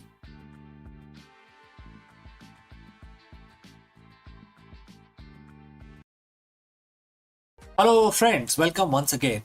The biggest question in the boardroom today is the CEO or the leadership burnout. And it's becoming a very big problem in the 21st century, especially in 2026. So let me ask you, can ancient wisdom solve the 21st century burnout crisis? Therefore, in this video, we dive deep into Bhagavad Gita to uncover the secret weapon of the world's most effective CEOs, the inward gaze. While most leadership training focuses on the external strategy, the Gita teaches that the true power comes from the internal mastery. Let us explore this further. Friends, close your eyes for a second, or not that long, because you got a company to run. Think about your morning. How many notifications did you get before you wake up, right? So as you waking up, you see so many notifications in your email, right? A market dip in Asia, a key hire resignation, a competitor's aggressive new acquisition. As a CEO, your mind is battlefield. You are expected to be most external person in the organization, watching the charts, the people, and the future as well. But what if I told you that the most successful leaders in history, the one who remain unshakable when the ship is sinking, don't look outward for their primary strategy. They actually look inwards. Today we are decoding 7,000-year-old blueprint for executive excellence. It comes from Bhagavad Gita, chapter 5, verse 28. It's verse about liberation, but for a modern leader, it's a manual for mental sovereignty. Let's look at the text of the verse 28, right? And the quote starts, shutting out all external sense objects, keeping the eye and vision concentrated between the two eyebrows, suspending the inward and outward breathing within the nostrils, and thus controlling the mind and senses and intelligence. The transcendental leader seeking liberation becomes free from desire, fear, and anger. Quote close. Well, friends, if you have reached this far, please inform us from which city you have tuned in and in which language you are watching this video. This will help us determine the reach of our channel. Alright, moving on. At first glance, this sounds like a guide for a monk in a cave. But let's translate this into a CEO speak. Let's look at it again. Shutting your external sense object, which is equal to filtering out the noise. Data is useful, but noise is deadly. Next is vision between the eyebrows. Single pointed focus, eliminating shiny object syndrome. Next, suspending the breathing, regulating the nervous system. You cannot lead if your body is in a permanent state of fight or flight, right? Free from desire, free from anger. That is the next phrase. This is the definition of objective decision making. Why does CEO need an inward gaze? Because the biggest threat in your company isn't the competition. It is your own unprocessed reactivity. When the CEO reacts out of fear, they cut cost into too early and stifle innovation. When they react out of desire, they over leverage and chase vanity metrics. When they react out of anger, they destroy corporate culture. The inward gaze mentioned in Gita is about becoming witness. In business psychology, we call this metacognition. It is the ability to watch your thoughts without being hijacked by them. Imagine a board meeting where room is heated, everyone is shouting, and if your gaze is inward, you aren't caught in the emotional crossfire. You are observing the pattern. You are the eye of the storm. That is a secret weapon. It allows you to see the signal while everyone else is drowning in the noise. The verse specifically mentioned equalizing the inhalation and exhalation. What does a spiritual text care about breathing? Well, because your breath is the remote control of your brain. Many of us know this fact. Breathing is the only a process in the body which can be controlled by you, as well as it is involuntary as well. Even if you don't think about breathing, your body continues to breathe, right? So there is a fine line using which you can start controlling your mind. So it's a common knowledge. Now let's proceed further. Science tells us that when you are stressed, your breathing becomes shallow and rapid. This triggered the situation that most of us are anxiety situation that most of us are suffering. The primitive part of the brain, which it controls this whole thing, is basically creating an environment of fear in your brain. You lose access to your prefrontal cortex, the part of your brain responsible for complex strategy and empathy. The Gita was teaching biohacking long before the term even existed. By equalizing the breathing, you manually reset your nervous system. The boardroom application, how does it apply in the boardroom? Before you walk into a high stress negotiation, or before you hit that send button on a difficult email, you practice verse 28. You equalize the breathing.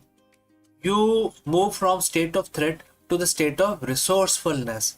This is how you command a room without saying a word. And that is a true executive presence. The final part of the verse says this path leads to liberation. For a CEO, what is liberation? It is a freedom from being a slave to the stock price, slave to the ego, or even opinion of the industry. So Gita teaches a concept called Nishkam Karma, acting without attachment to the results. This doesn't mean you don't care about profits. It means you are so focused on the excellence of the process that you aren't paralyzed by the fear of the outcome. When you are free from the fear of the and desire, you can make hard decisions. You can pivot the company when it is unpopular. You can stand by your values when it is expensive. You are liberated from the need for external validation, which makes you one of the most dangerous and effective leader in the market. So how do you master this inward gaze? It's not about quitting your job to meditate. It's about integrating Gita into your workflow. And how you can do that? Starting with morning silence. Spend 5 minutes shutting out sense object. No phones, no email, just your breathing. Start thinking about your breathing process only for 5 minutes. All right. Next, 3 breathe rule. Before every meeting, equalize your inhalation and exhalation. Equal, right? Slow it down. Next, the mirror check. Ask yourself, am I moving towards the goal out of fear or out of purpose? Right? Mastering the inward gaze doesn't make you a passive leader at all. It makes you an unstoppable one.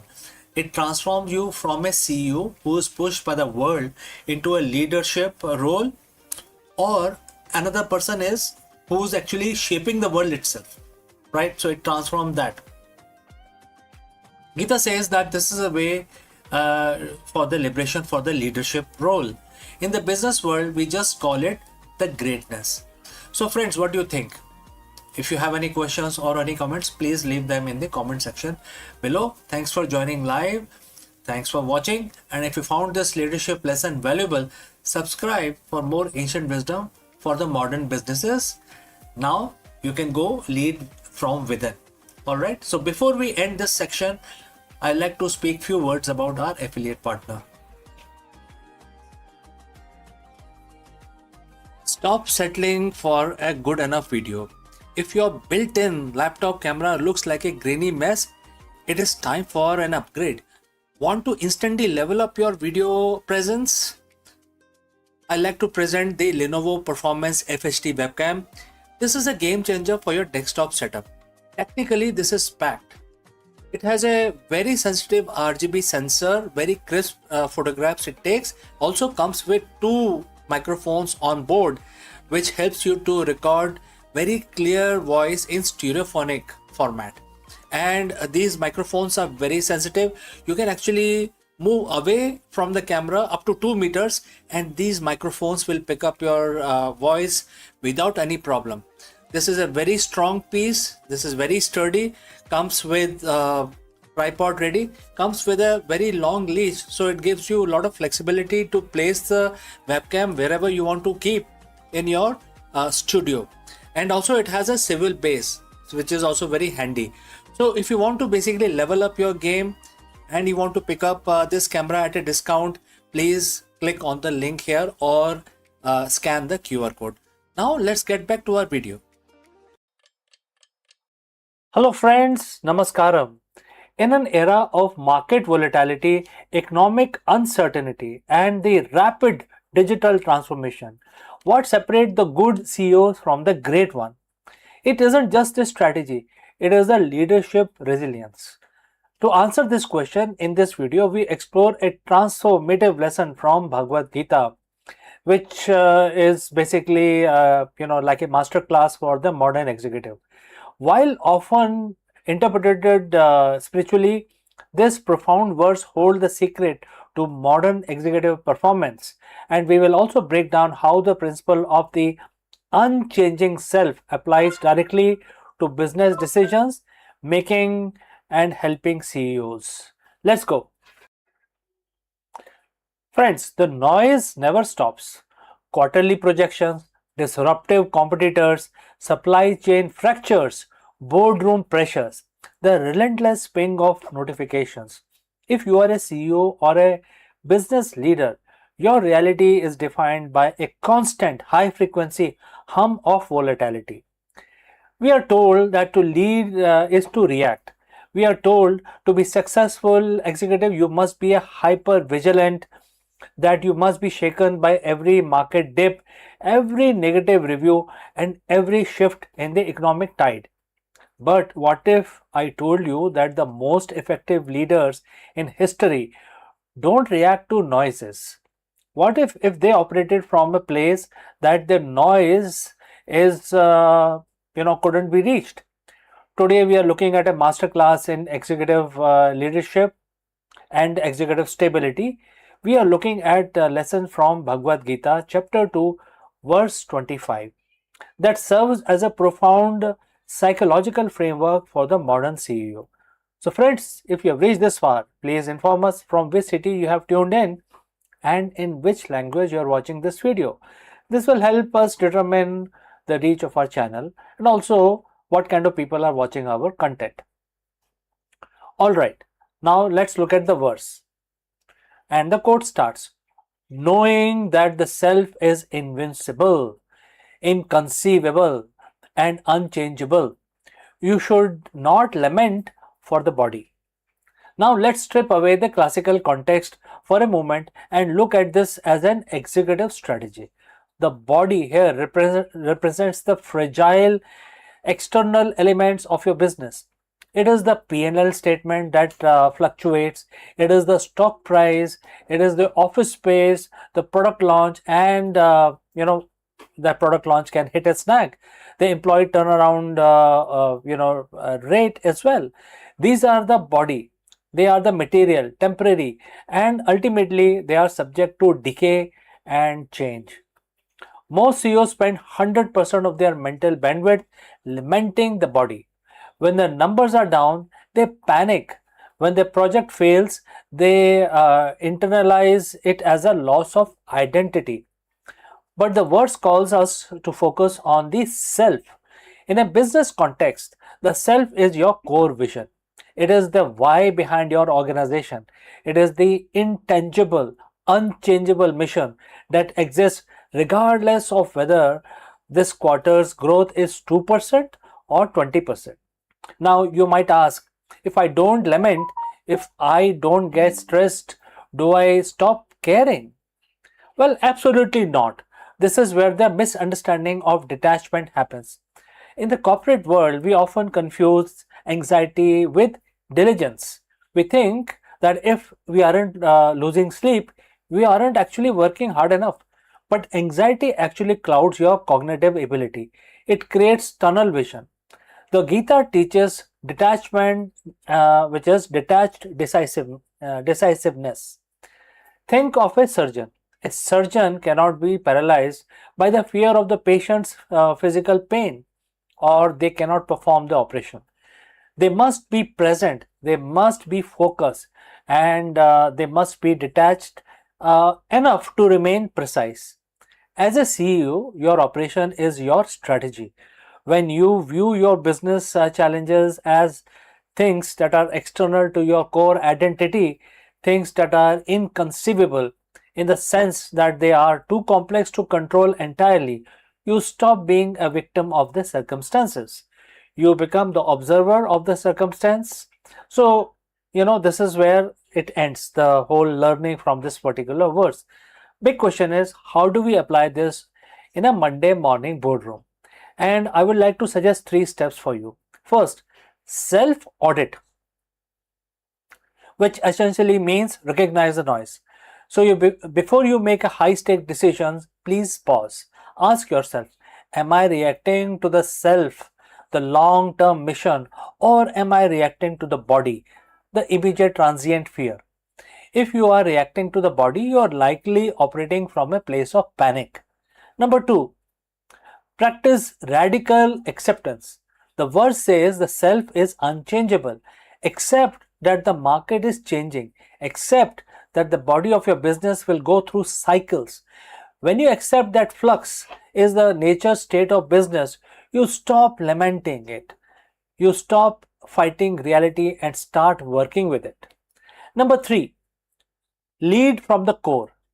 When you're when you make decisions from your core values, your leadership becomes predictable to your team. An unshakable CEO provides a gravitational pull. If you are rattled, your team is rattled as well. If you are anchored in the unchanging mission, your team will feel that stability. So in the end, you're not your market share. You're not your revenue growth for the current quarter. You are the architect of a vision that is intended to outlive the temporary body of your current struggles. So, if you can master the ability to see the chaos as something that is passing while your core vision remains invisible and unchangeable, you don't just survive the volatility, you transcend it. You become an unshakable CEO.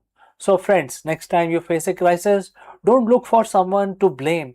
Don't look for a way to hide. Look at the noise. Acknowledge it for the temporary ripple that it is, and then get back to leading from your center. So, if you have any questions, please do not hesitate to send it across. Thanks for watching. Lead well, and I will catch you again in the next one. Hello, friends. Can the ancient wisdom solve the modern CEO's biggest challenge?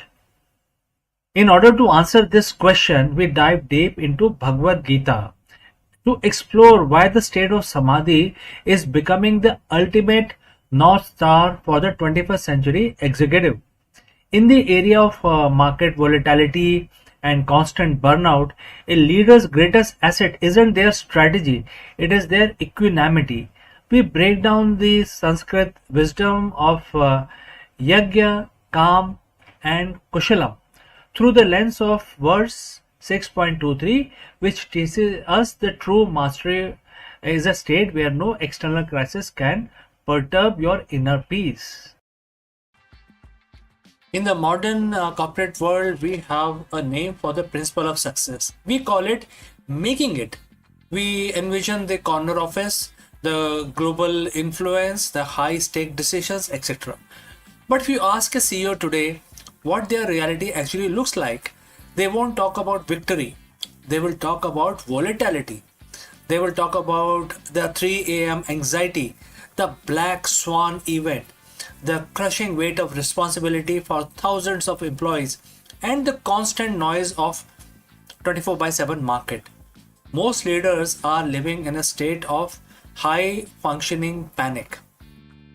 But if I told you that 7,000 years ago, on a battlefield far removed from the glass skyscrapers, a solution was written for exactly this kind of pressure. Today we are looking at Bhagavad Gita, chapter 6, verse 23. We are going to explore why Samadhi, a term often reserved for monks in caves, is actually the most practical, competitive, and essential goal for the modern executive. So friends, if you have reached this far, please inform us from which city you have tuned in and in which language you're watching this video. This will help us determine the reach of our channel. Let's continue. Let's look at the text, verse 23 of chapter 6. And it says, quote starts, "Let it be known that the state of the severance from the union with the misery is called yoga. This yoga must be practiced with determination and an unprecedented mind." Now, let's unpack this first phrase, the severance from the union with misery. As a CEO, you often, united with the outcome of your company. If the stock drops, you are miserable. If a competitor launches a better product, you are miserable again. Verse 23 suggests a state of yoga which we call samadhi, where that cord is cut. It isn't, that the problem go away. It is that your union with the pain of those problems is severed. This is the state where the leader knows there is nothing greater left to achieve. It is about retirement. It's about reaching a level of internal mastery that makes external chaos irrelevant. The verse continues to explain that in this state, the practitioner is not perturbed by anything come what may. Think about the last crisis you faced. Did you react or did you respond? Well, reaction is emotional. It is driven by the fear of loss. Response is intellectual. It is driven by the samadhi, by clarity. For a CEO, being unperturbed is a superpower. Imagine a boardroom where everyone is losing their head because of the quarterly mess. The leader who has mastered Gita 6.23 sit in the center of the storm. They aren't cold or indifferent. They are simply not shaken. Because they have attained the internal samadhi, their decision making remains clinical, creative, and objective. While others are blinded by the misery, the samadhi led executive sees the path forward. This is the difference between a leader who survives and leader who resigns. Now the Gita is very, very practical. It doesn't say the state happens by accident. It says the state is achieved only by practicing yoga with determination and optimism. So there are several Sanskrit words related to determinism, and the mind does not become despondent. So we will move on. We will not try and read those Sanskrit words in this verse. For an executive, determination means the discipline of the routine. It's the daily meditation, the deep work, the refusal to let the inbox dictate your soul, etc. What is optimism? Optimism is even more critical. In business, things go wrong. Projects fail. Partnerships soars. If your mind becomes despondent, if you lose your optimism, your leadership dies. The Gita tells us that samadhi isn't a gift for the lucky one. It's a result of the disciplined mind. It's a practice. You have to train your brain to return to center every single day, just as you would train your body in the gym. Now let's talk about the bottom line. Where should a CEO care about the ancient Sanskrit verses? First is cognitive longevity. Stress kills creativity and samadhi preserves it. Next, talent retention. People follow unperturbed leaders, they don't follow the panicked ones. Third, risk management. When you are free from misery, you don't make desperate, high risk gambles to save your ego. You make calculated moves to grow the vision. In the past, we thought the goal of an executive was more market, more share, more revenue, more accolades. But the Gita suggests that the new executive goal is actually enough. When you reach a state where you know there is nothing greater left to achieve, internally you paradoxically become more effective at achieving things externally. You are no longer hungry and desperate. You are focused and formidable. So as we close this lesson from chapter 6 verse 23, I leave you with a challenge. Look at your calendar for the next week. How much of it is dedicated to the union with misery, the firefighting, the stressing and reacting, and how much is dedicated to severance, the practice of finding your center.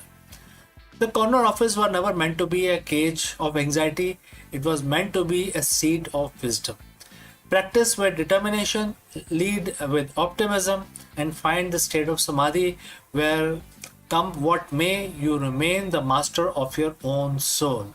Thanks for listening, friends. If you have any question or any suggestions, kindly send us a message in the message section below. Before I close this session, a word about our affiliate partner.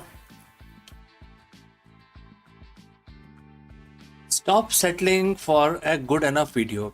If your built-in laptop camera looks like a grainy mess, it is time for an upgrade. Want to instantly level up your video presence? I like to present the Lenovo Performance FHD webcam. This is a game changer for your desktop setup. Technically, this is packed. It has a very sensitive RGB sensor, very crisp photographs it takes. Also comes with 2 microphones on board, which helps you to record very clear voice in stereophonic format. And these microphones are very sensitive. You can actually move away from the camera up to 2 meters and these microphones will pick up your voice without any problem. This is a very strong piece. This is very sturdy. Comes with tripod ready. Comes with a very long leash, so it gives you a lot of flexibility to place the webcam wherever you want to keep in your studio. And also it has a swivel base, which is also very handy. So if you want to basically level up your game and you want to pick up this camera at a discount, please click on the link here or scan the QR code. Now let's get back to our video.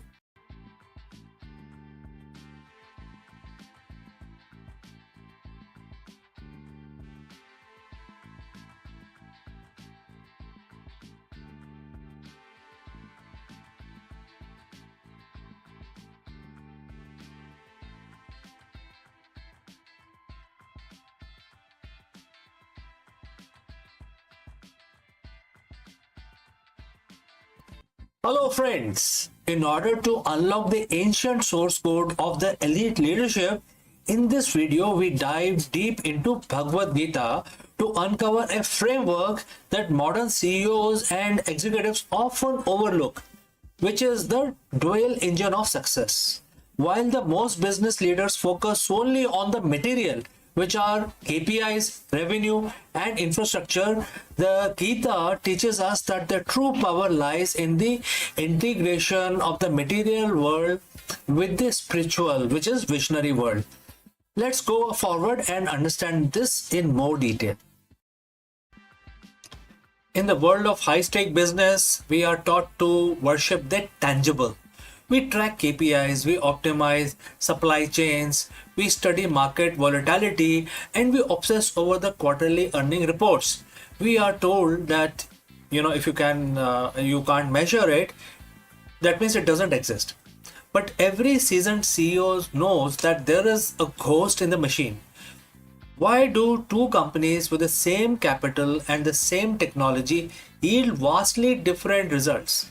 Why does one founder build a legacy while other just build a bank account? The answer isn't in a management textbook.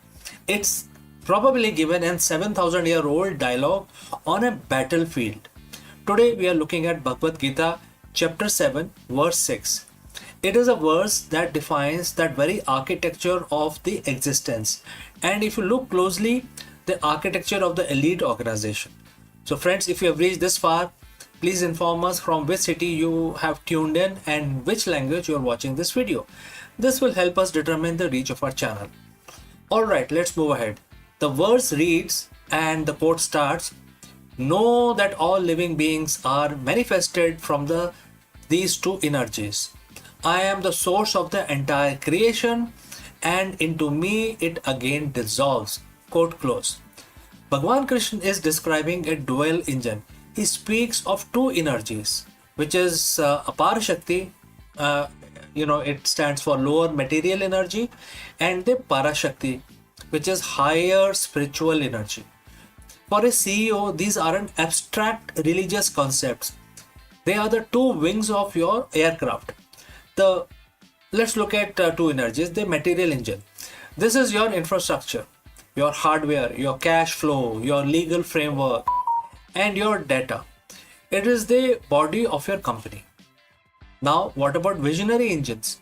This is the consciousness, your corporate culture, your why, your innovation, and the collective spirit of your people. It is the soul of your company. The Gita tells us that you cannot have one without the other. To be a master of the universe or master of the market, you must command both. Let's talk about the material engine. First, in the Gita, this is the realm of the elements. In business, this is the operational excellence. If your material engine is sluggish, your vision doesn't matter. You can have the most spiritual or purpose driven company in the world, but if your logistic fail or your product is buggy, the creation dissolves. A CEO must be a scientist of the materials. You must respect the laws of economy, the reality of physics, and the hard data of the marketplace. This is the foundation, but it is only half the story. The visionary engine is the Parashakti, the higher energy. This is where most modern leaders fail. They treat their employee like machines and their brand like transactions. Gita teaches that the spiritual energy is the animate of the material itself. It's like another form of material. Think about it.